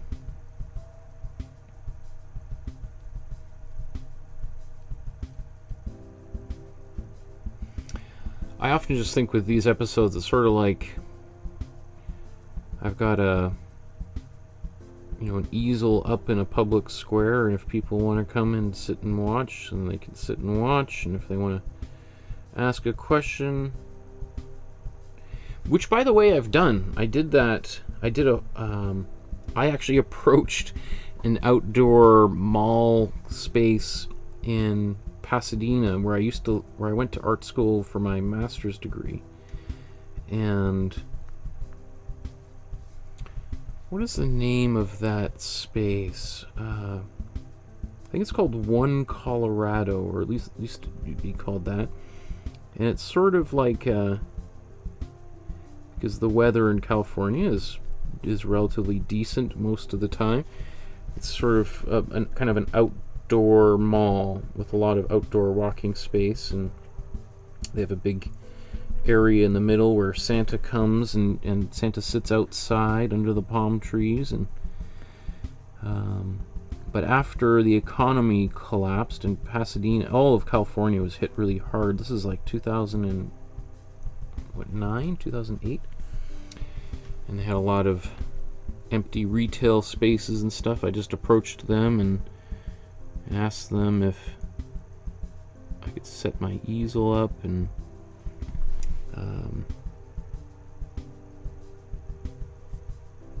of which they were more than happy to have any kind of thing that would draw people to the space after the economy was in a downward spiral. And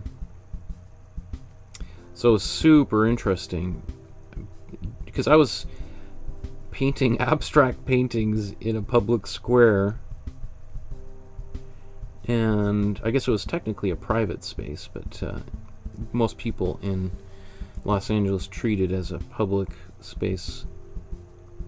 But anyway, it was so interesting, the conversations that I'd have with people, because I had like hours posted. I'd be like, okay, I'll be here for 8 hours a day, Monday, Tuesday, Friday, Saturday, Sunday, or something, right? And so sometimes the same people would come around, sometimes there'd be homeless people coming around, sometimes there'd be people on their lunch breaks, and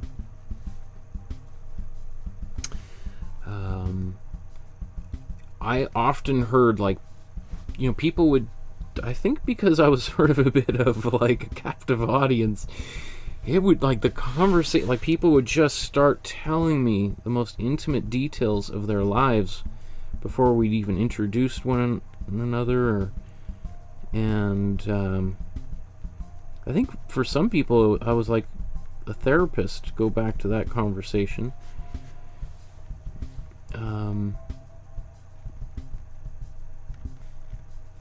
I also think maybe sometimes people were like, oh, well, this guy seems pretty happy with life, and he's sitting here doing this thing, and I wonder if he's got any wisdom he could impart or something. I mean, I don't know.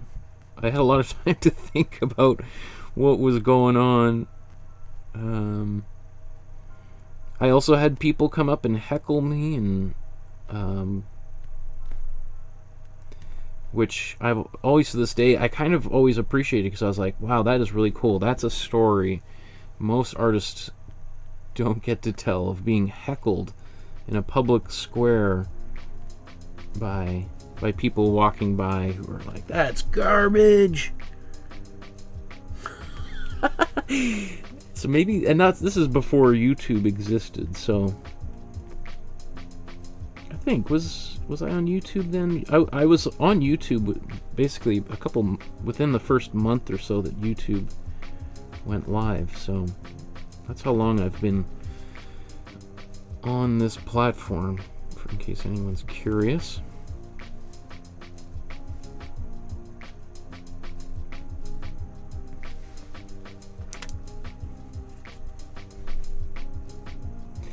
And one of the things I get my students to do, or at least I did before the pandemic, is I would make my students go outside, and we would ride the public transit and do drawings on public transit. We took a figure model onto the transit, and she would be posing, or he would be posing, and students are busy drawing the model, pretending to be like a commuter, and strangers are watching and gawking and taking photos, which is very stressful at first. But when your teacher's like, I want to see 5 drawings by the end of class, and students really quickly overcome the anxiety of people watching them and judging them, and just get down to work. And because at the end of the day, like, who cares?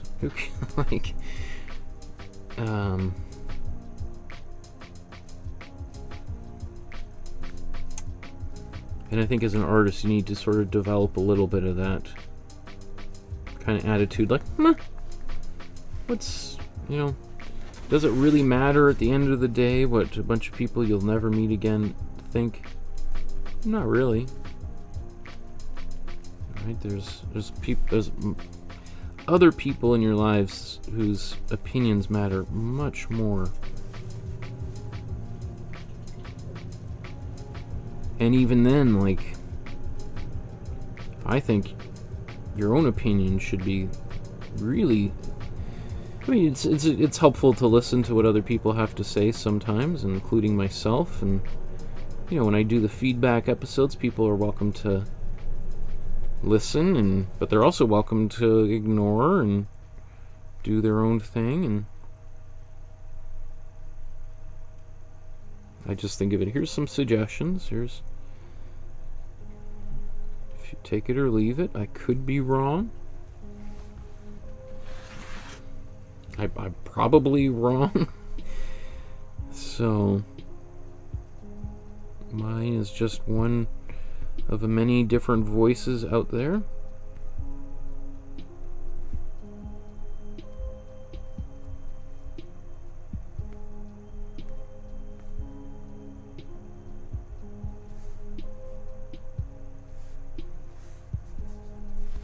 Okay. That's helpful. Just making that background darker.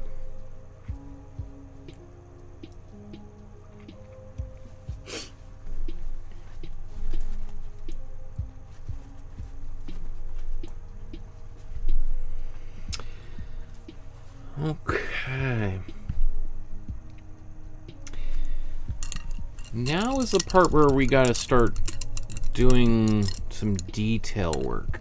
And I think I'm going to come in with some warm blue in here. I'm just going to clean a bunch of brushes.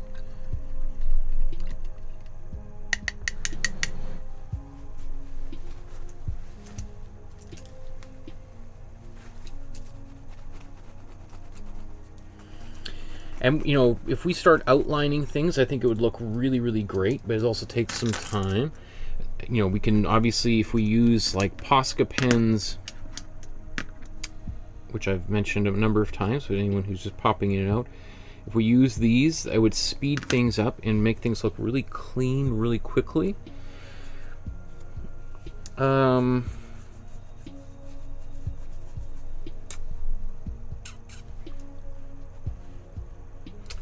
So let me think. I think I'm going to go into this area with my ultramarine blue, my warm blue.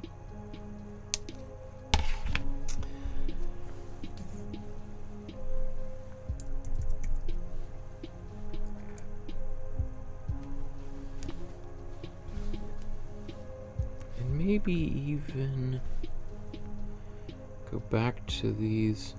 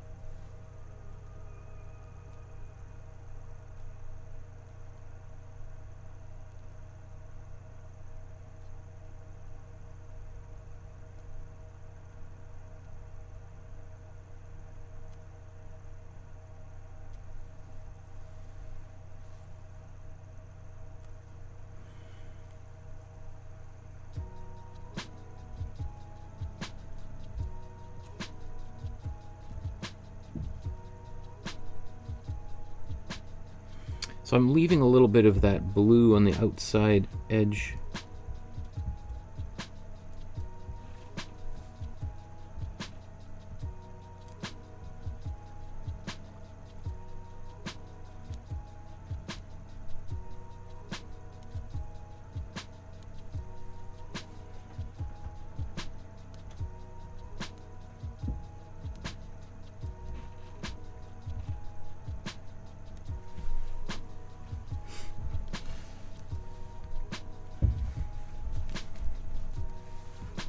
So I jumped over to the right side of the painting because I just want to make sure that I keep everything as symmetrical as possible. That's a big part of this painting, so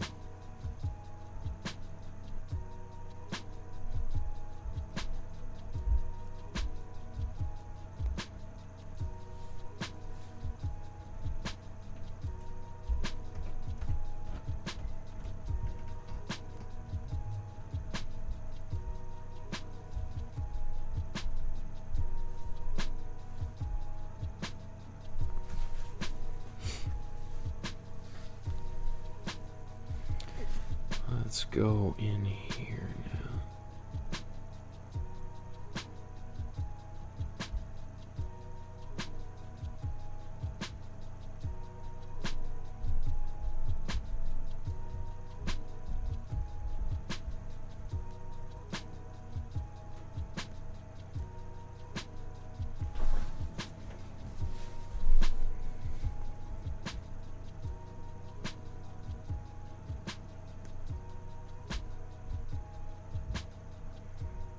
So you can see, like, ultramarine blue is sort of has always been like a very transparent pigment.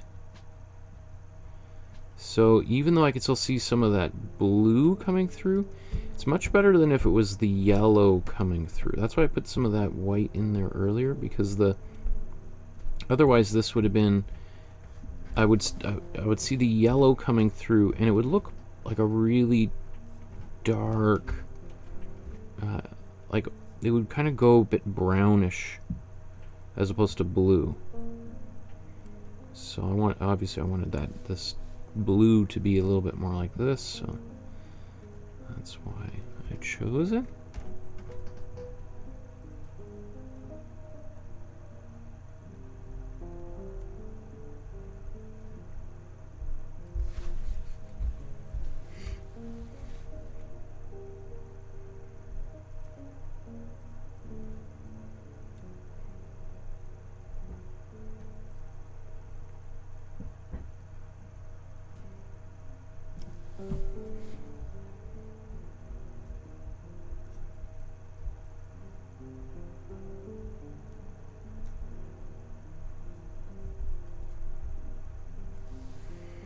So I think, you know, after a little bit more paint here, I think I'm going to go to my Posca pen and start outlining.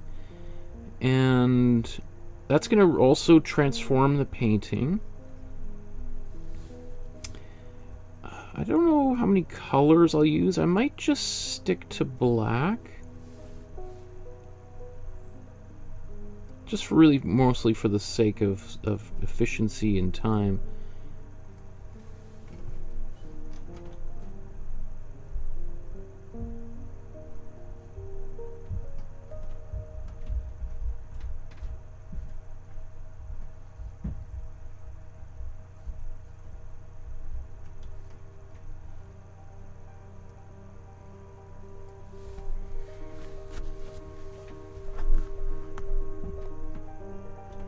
You know, one of the things I think about is the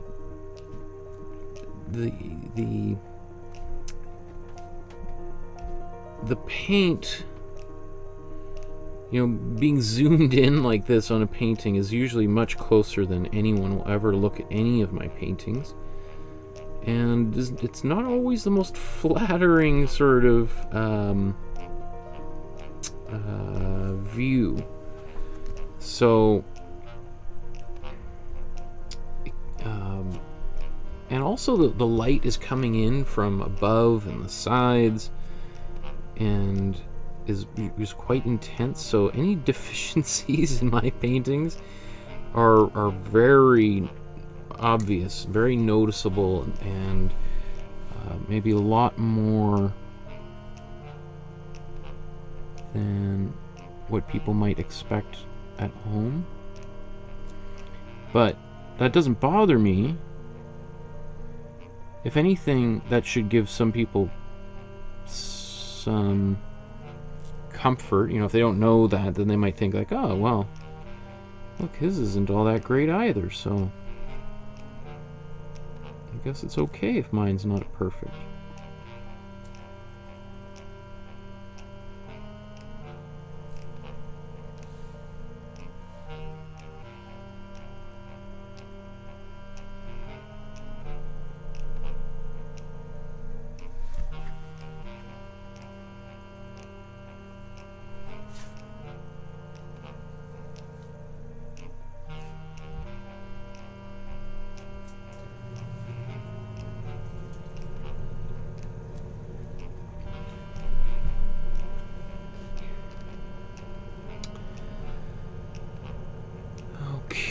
Where else?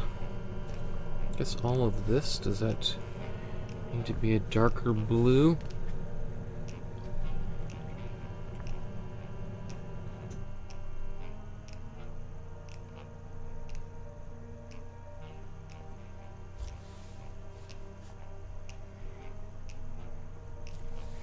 I always find painting the second time around, like going over a color, it's so much easier because the first time is always trying to figure out where the color goes. So the second time, you've already done all that work, so you can kind of paint a little bit more free. And if things aren't exactly, you know, if you don't cover the whole color, I actually sometimes think it is kind of neat. Like we can create like a halo effect by deliberately not going all the way edge to edge.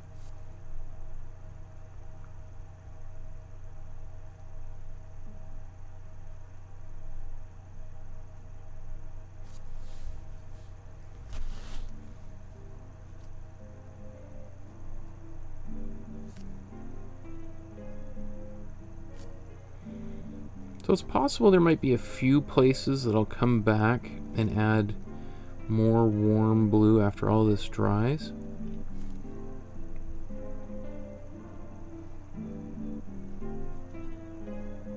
We'll see. Yeah, I think when we zoom back out in a moment here, you will see that whatever kind of imperfections that you can see very clearly up close really start to disappear as we zoom back out.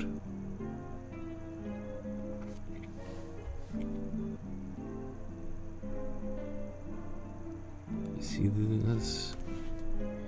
Here's missing on the other side.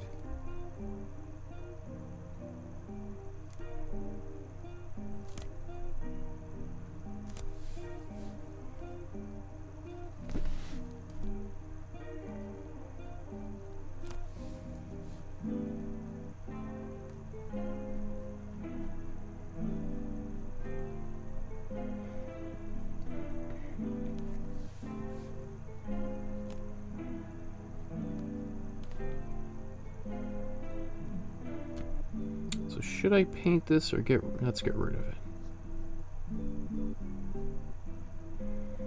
And I think you can kind of see the difference, right? So look how this blue, I just painted over that yellow, and look how it almost looks like it's black under there. And so just imagine all of this sort of looking black, as opposed to this kind of deep ultramarine blue that it looks like now. So let's back it out again. Right, that definitely makes a big difference.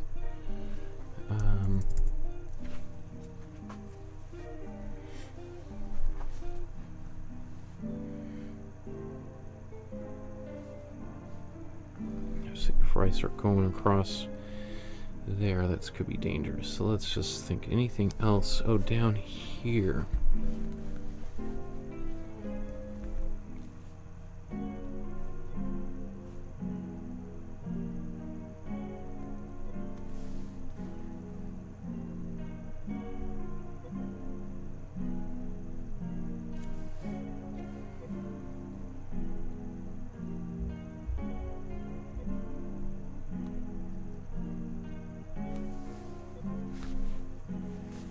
Let's zoom back in.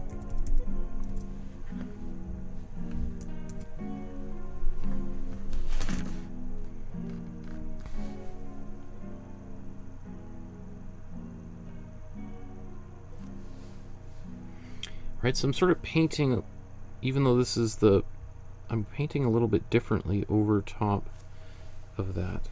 So I can kind of have a number of different colors.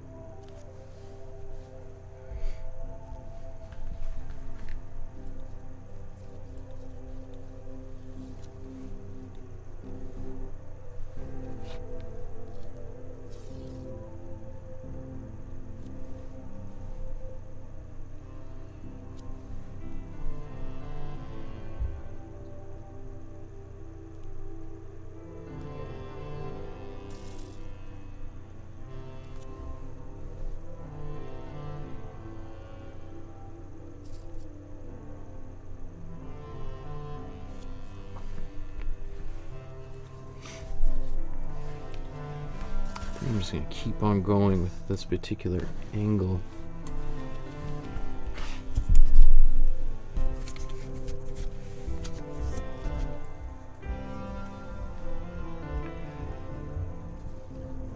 And then come and do the other side from the different opposite direction.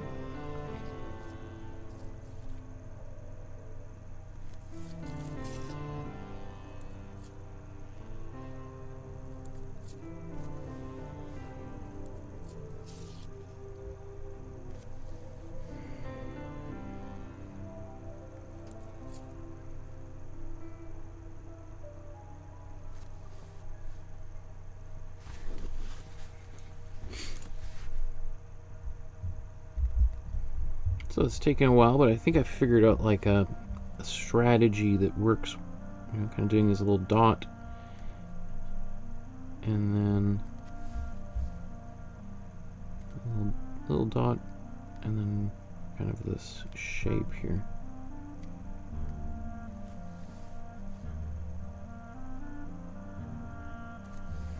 guess I could also maybe do a bunch of them all at once.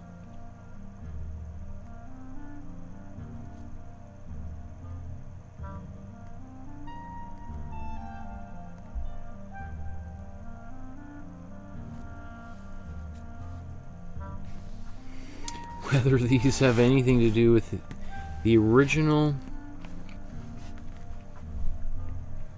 not really. I guess they do. They're kind of similar.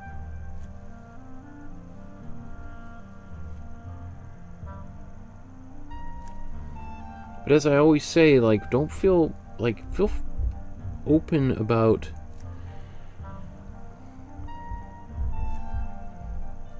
finding your own approach, especially in a painting like this. Do what, there's so many details. How do you respond to it? What appeals to you?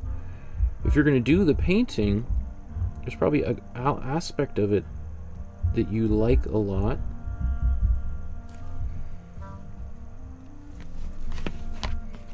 So you could certainly focus on trying to learn that particular thing.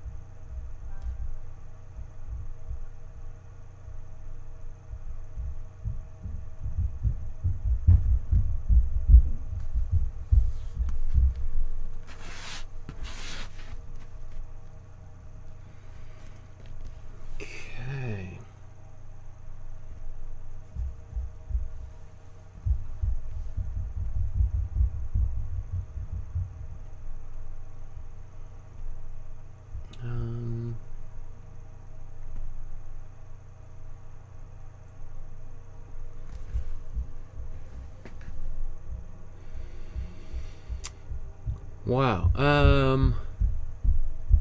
Paul says, I have a friend, her son has autism too. His memory is very powerful. They traveled without a map. He can direct the driver all the way from West Alberta to East Toronto. Wow. That's cool. That's cool. Paul says he's also good in sports. Only his verbal is hesitant. Deborah says, my grandson is so rational, his world is not black and white, more like logic. 1 + 1 = 2 = 2 approach. If one does this, then that happens. He's extremely honest. We learn to work with him. And she says, I must go now. Paula, thank you for sharing. You are so fresh and inspirational. Good night, everyone. And Paul says, good night. Okay. Again, I love this community of people. I mean, like, honestly, I could stop right here, right? And I probably feel pretty happy. You know, if we look at both of these paintings side by side, there is lots more we could do.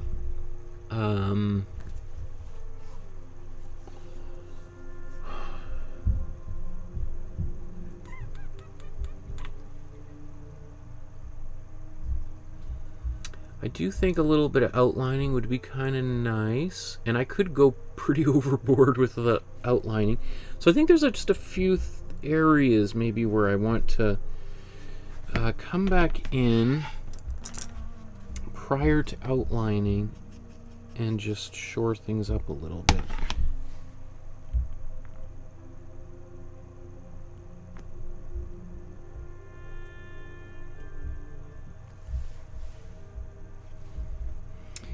Oh, you know, I guess thinking, as I'm getting more paint, or one of the things that I often do is I'm often don't put that much paint on my palette, and then I squeeze more paint on as needed. Maybe does that explain why some people are saying that their paints are drying really quickly?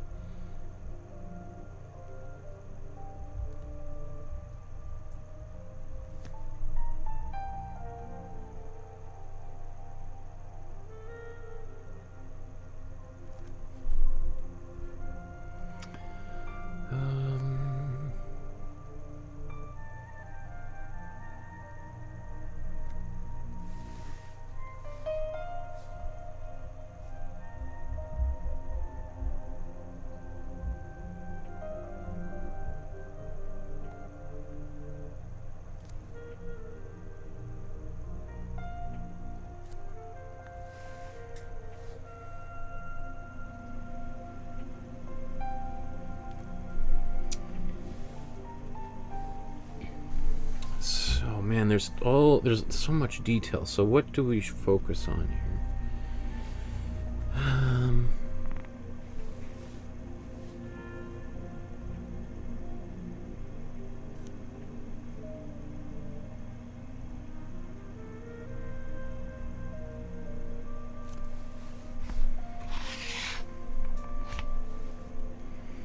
The other thing too is when you use the Posca pens, they seem to take a while to dry, and they seem to activate, you know, very quickly with paint and start to smudge, and they can take like 2 or 3 hours to really completely cure. So the one thing is, if I start using Posca pens, I pretty much want the painting, all of the painting to be done as much as possible, like all of the painting with brush to be done by that point, so that I don't have to worry about smudging any paint. Not that that's like the worst thing that could ever happen, but it can be kind of frustrating, right?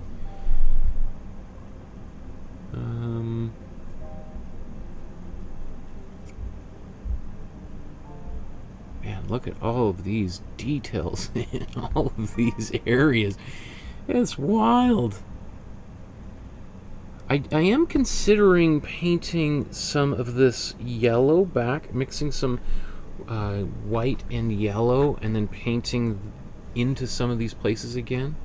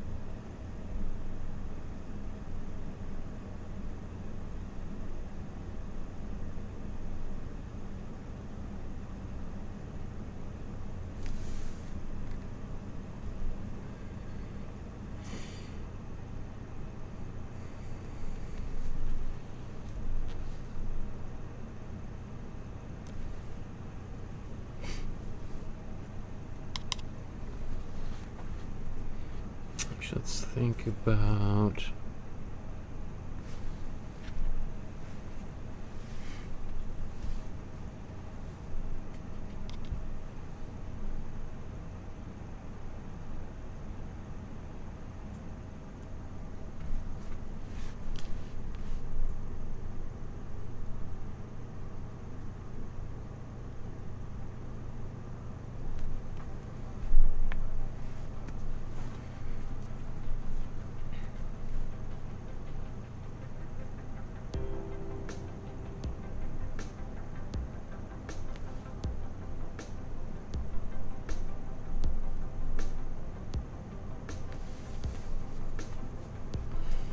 Those little tiny details really start pulling the painting together.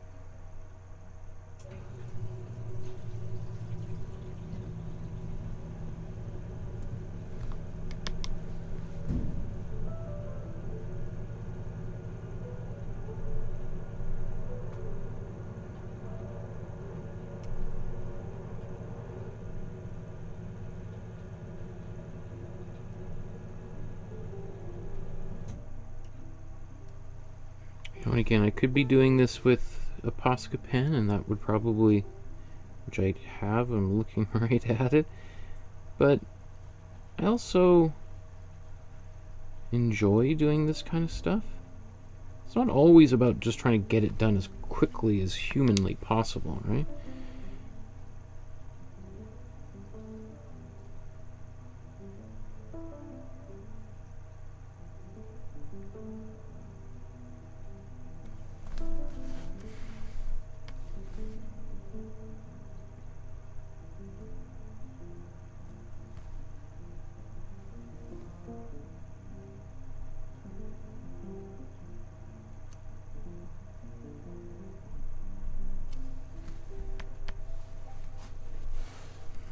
Let's do the same over here.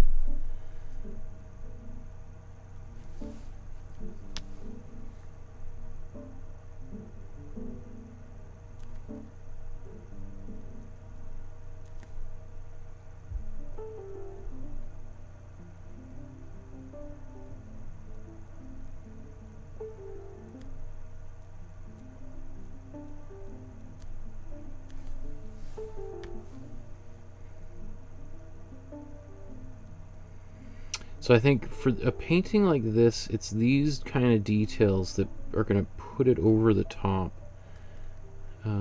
As much as, again, I said it would, we could have left it and been pretty happy, you know, I don't know, 10, 20 minutes ago.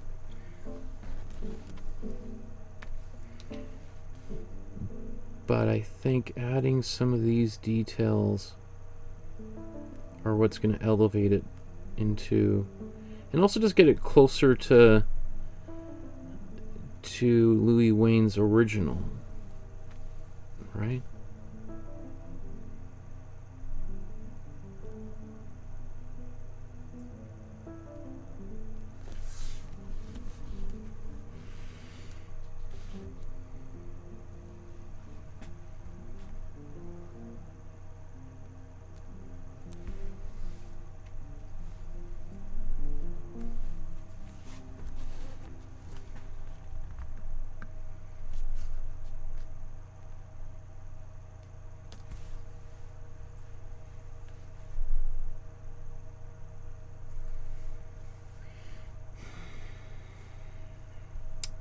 do in here? Obviously I've taken a different path.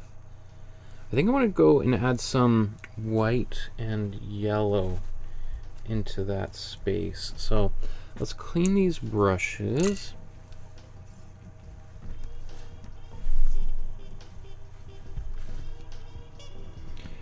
That is a cool painting. Wow, what a strange image. This is, I loved this painting. This is why I wanted to do it. And so it's really exciting to kind of see it coming, slowly developing. You know, so I can understand why people tuned out after I was trying to paint with both hands for a while. Which reminds me, I see this orange before that dries on my palette. Let's get that in.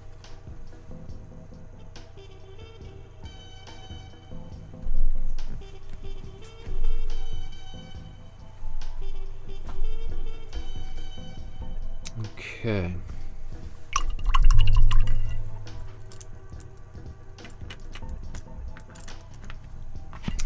What was I gonna say? Let's mix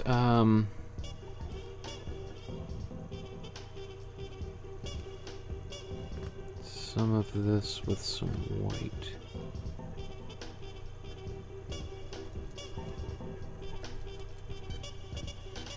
So I'm probably gonna have to, well, maybe I was gonna say I'm gonna have to paint back over top of it with some of this warm yellow afterwards to reintegrate it, but maybe I'll like it. Maybe it'll be cool.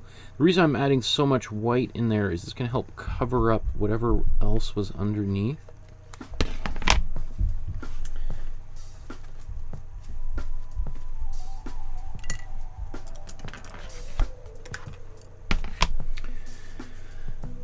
So where are those areas? I think it's the few places in there where I want it mostly.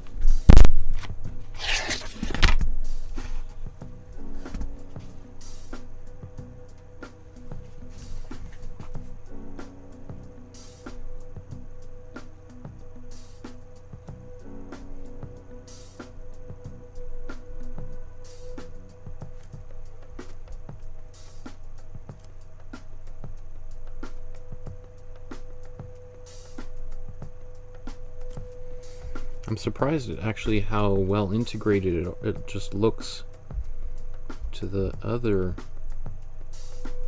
yellow, but I think as it dries, yeah, I can already see it starting to kind of lose its intensity there.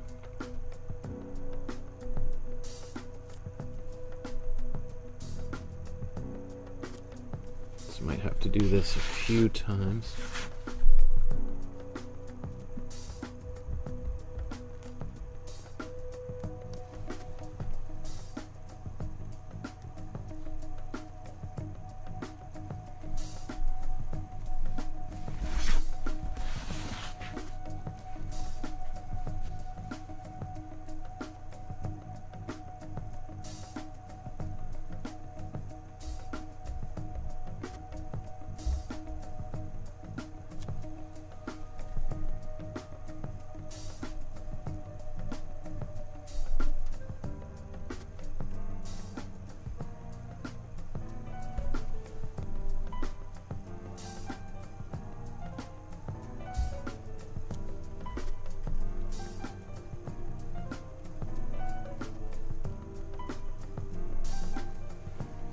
And I could clean some of this up with a bit more of this blue afterwards if I want.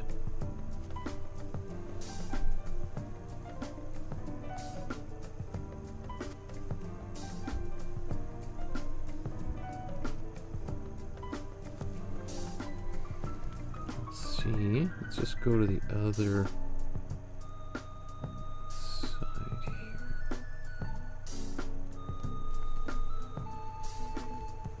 It does, I'm much happier with these areas now that we got a bit of detail back.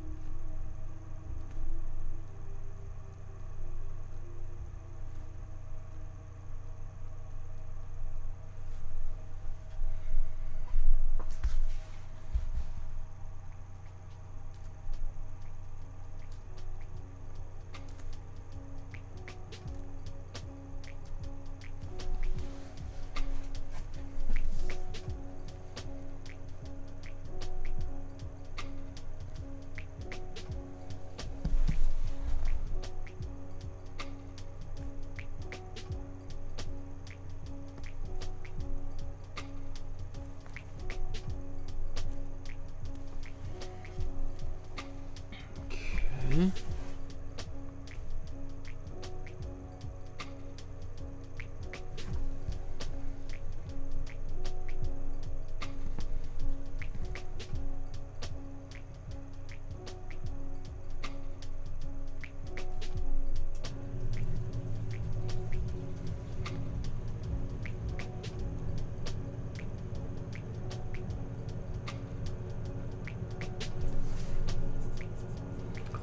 Looks much better.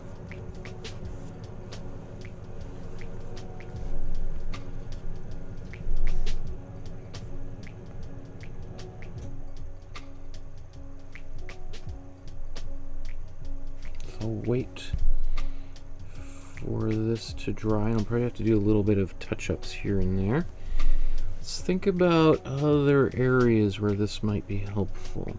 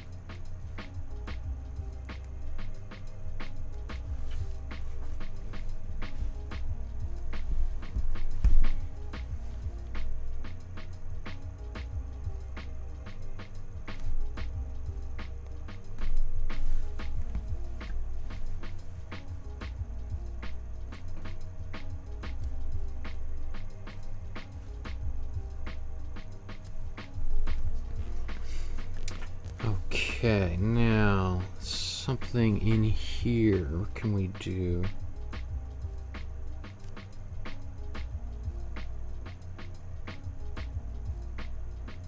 So it's like we're kind of cleaning up some of the things I was doing earlier, and I guess you could say, well, why not just do it, you know, more carefully the first time? Because this is actually much faster. Right, if I go really, really slow, especially at the beginning, I'm also more apt to run out of steam and get discouraged really quickly. And that's just me. I mean, I could see some other people feeling very differently.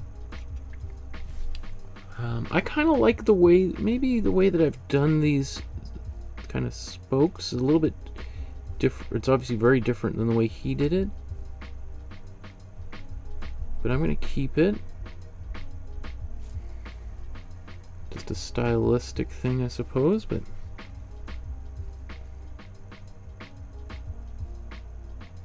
I'm just amplifying it a little bit.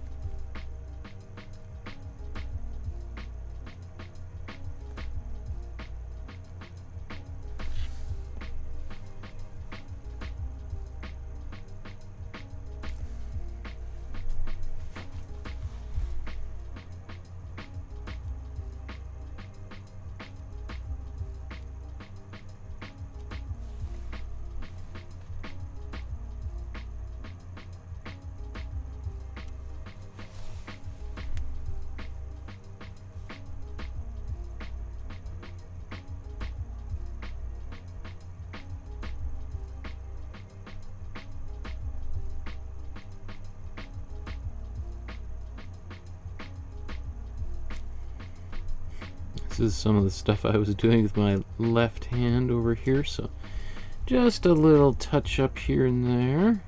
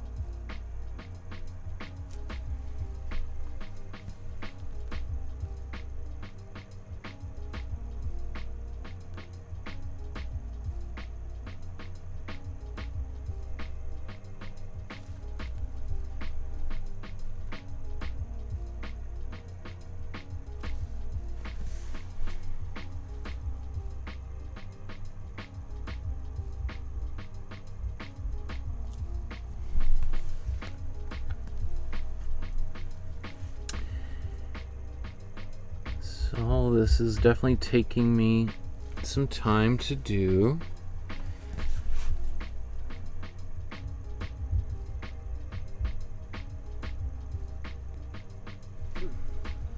But it's pouring rain outside and my daughter's sleeping. There's a million I should be working on my graphic novel, but you know, if you get into a painting, why stop, right? Especially when you start feeling like it's starting to look really good and you're excited by it and you want to just keep on going. There's no reason to just all of a sudden just stop because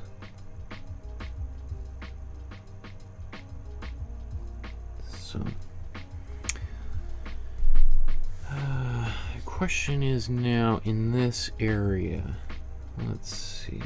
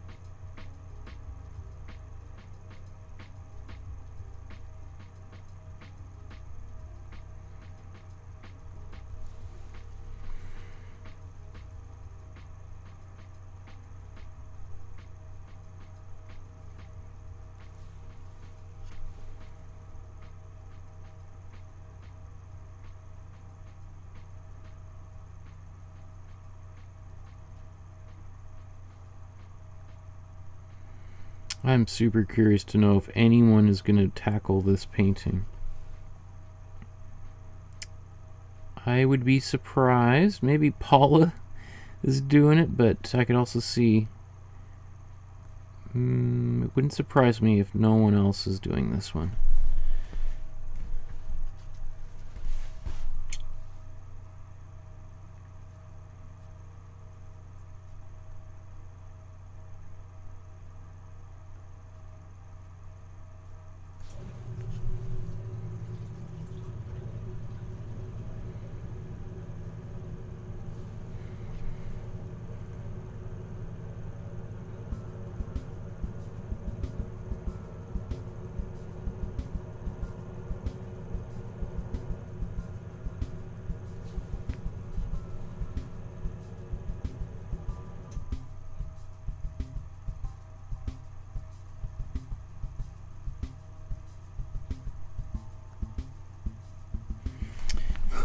Man, my fingers are starting to get kind of cold. That's how we're...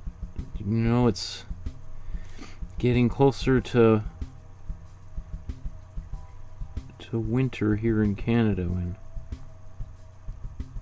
you're indoors.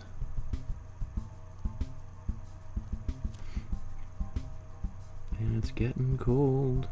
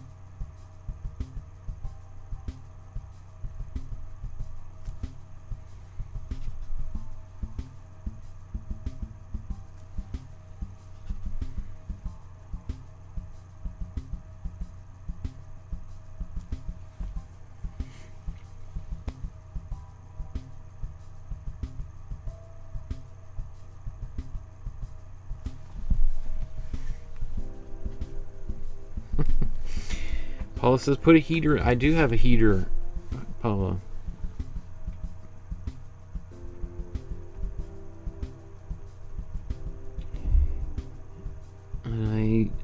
All last fall, I had that heater cranked up, and I got warm boots, and once that cold gets into your bones...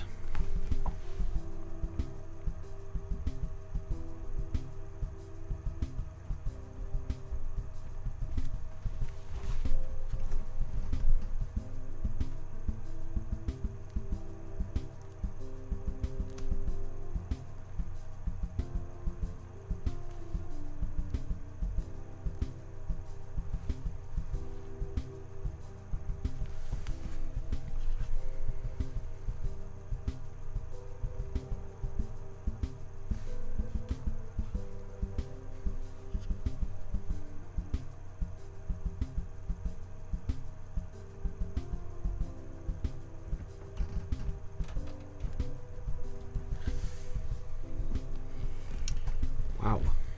Okay.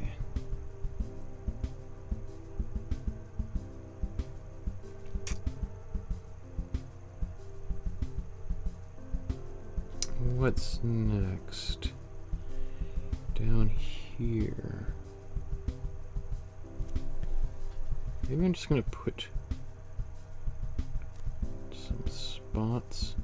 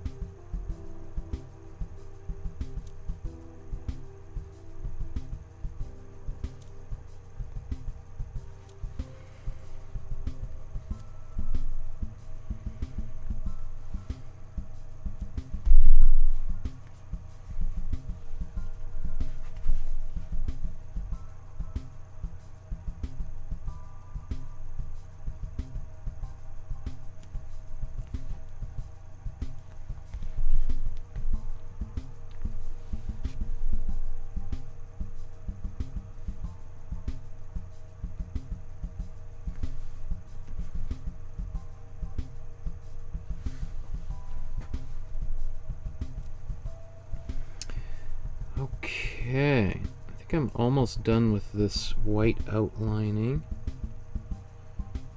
And I want to do a little bit of, actually let's just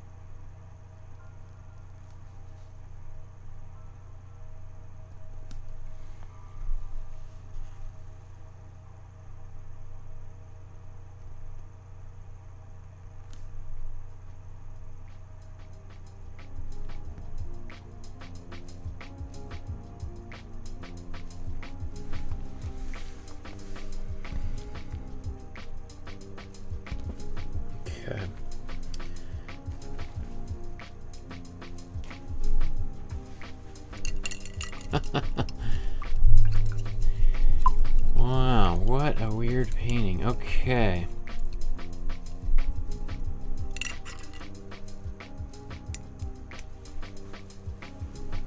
Actually, I just realized there's another little bit that...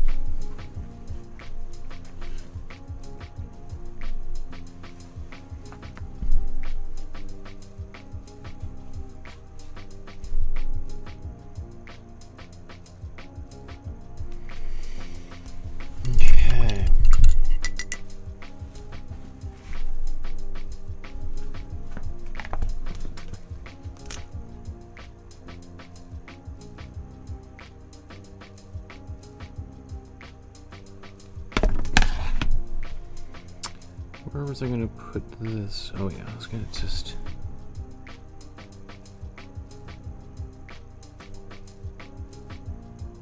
touch that up. Same thing.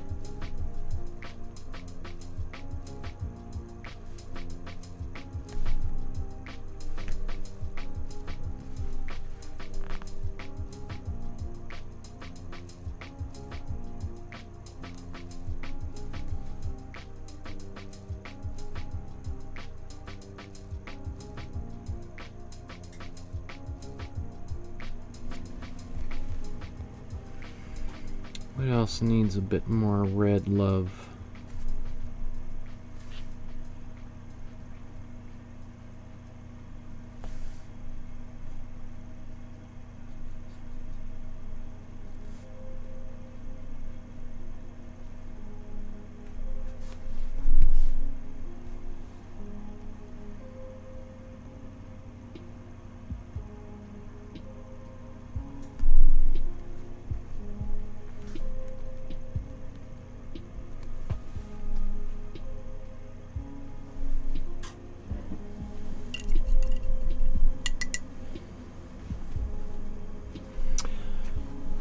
Looks like I want to put a bit of white in these eyes. I'm just noticing, I don't know if there's any white elsewhere. Actually, not before I do that, I want to make that a little darker.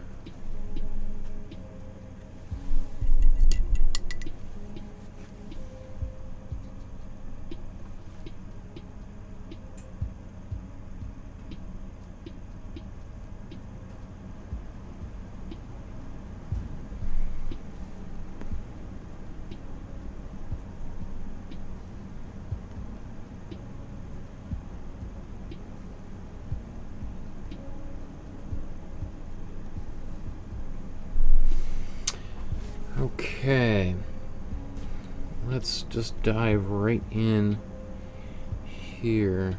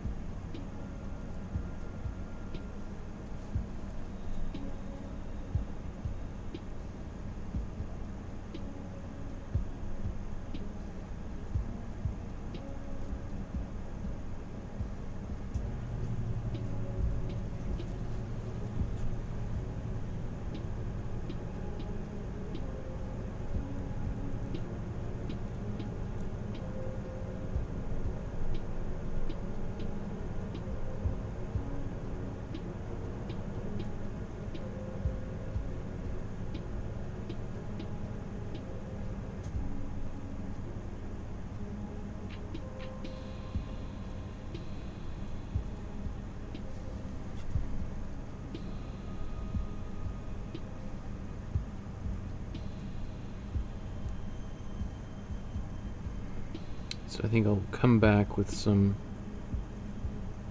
yellow white again in this area. It's just easier to outline it a little bit like this, the black, and then come in.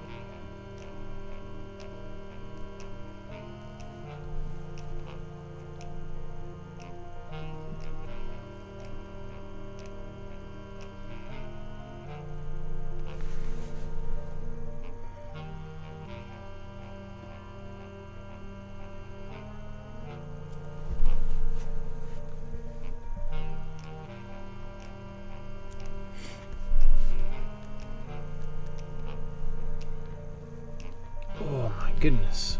Let's see.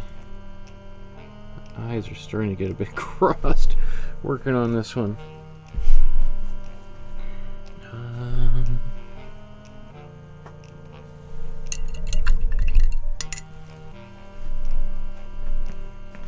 Just a tiny touch up. Cool blue and white.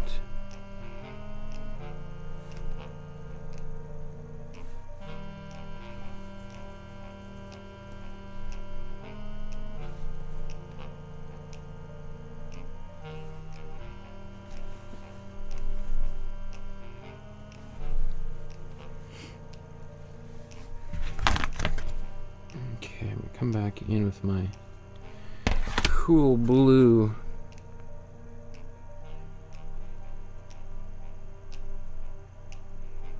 Or sorry, this is my warm blue. Apologies.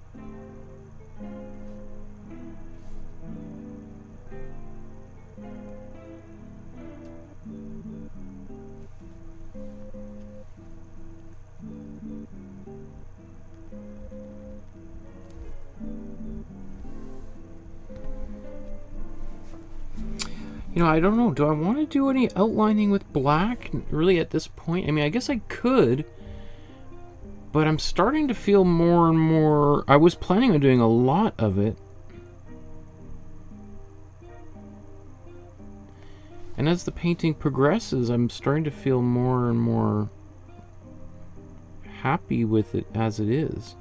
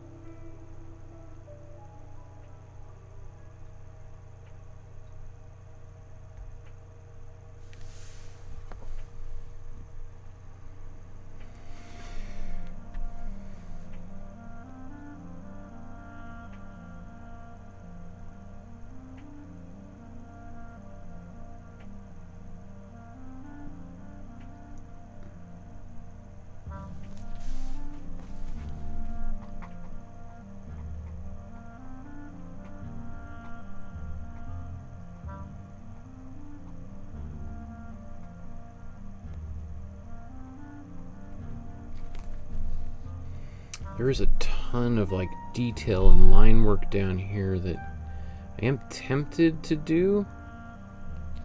Like all of this could be outlined in black and it would look awesome. But just imagine how much time all of this would take if I start outlining everything.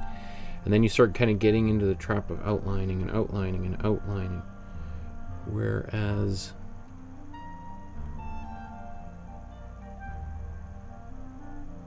I kind of like it like this.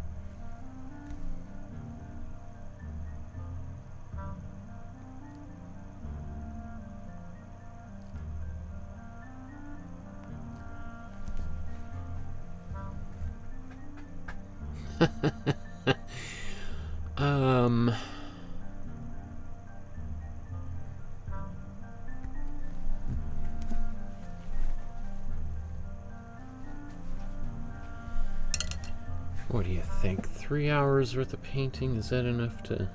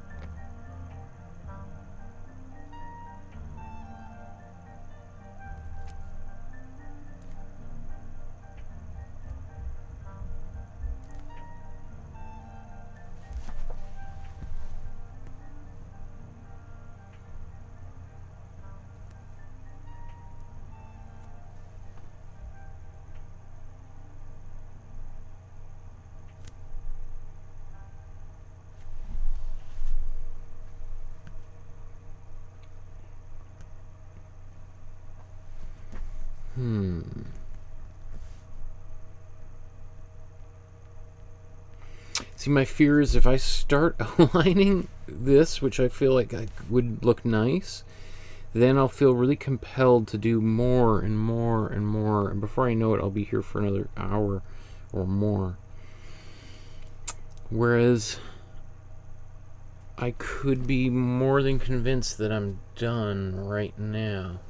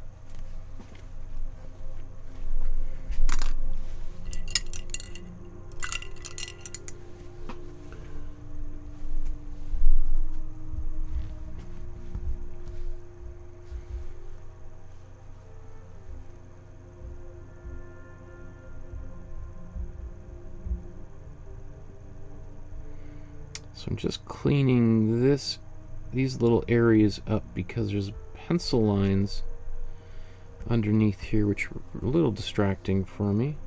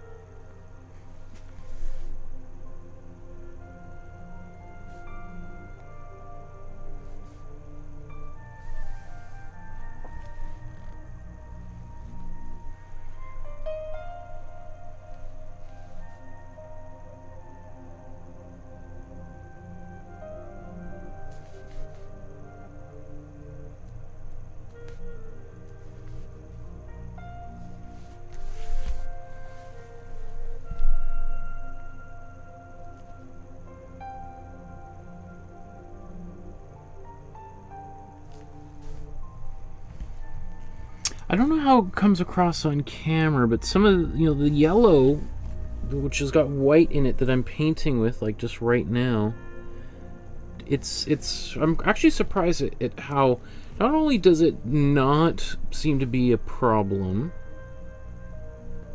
I actually kind of think it lends something kind of nice to the image. Like, I was expecting it to be a little bit distracting because it being kind of an off color from the actual warm yellow, to the point where I mean, the only other thing is that now I've sort of painted over a lot of that warm yellow, and it does make me wonder what it would look like with more of that. Like, I think it would look more like the image on the left there if we brought back that warm yellow without it being tinted here. But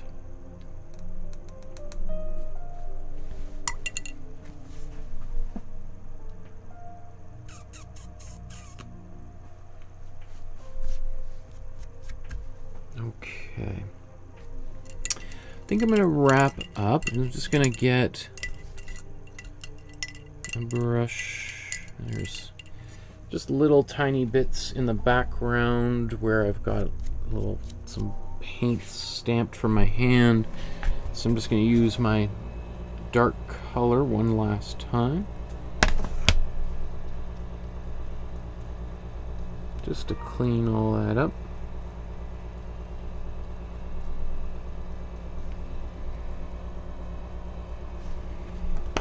And I'm just going to tilt it around so I can see if there's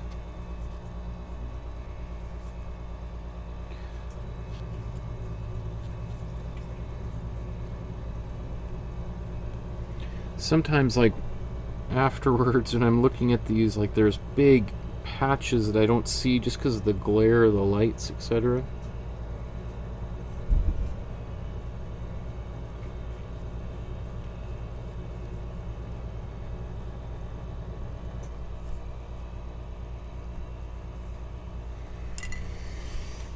Okay, I'm pretty happy with that.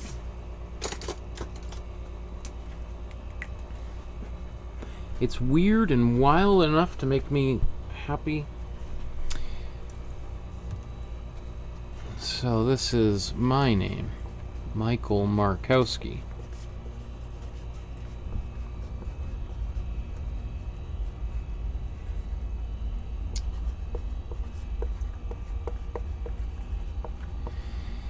In just a few days, we're going to be doing another on Monday for Cyber Monday, which is also Daredevil Day. We're going to be making a painting of that character.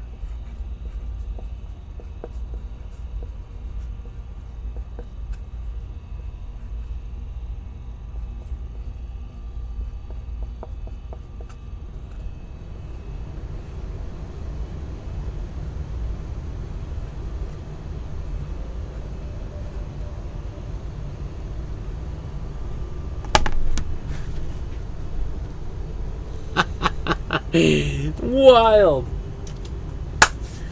Okay, I like that. Definitely a weird painting, but I like it.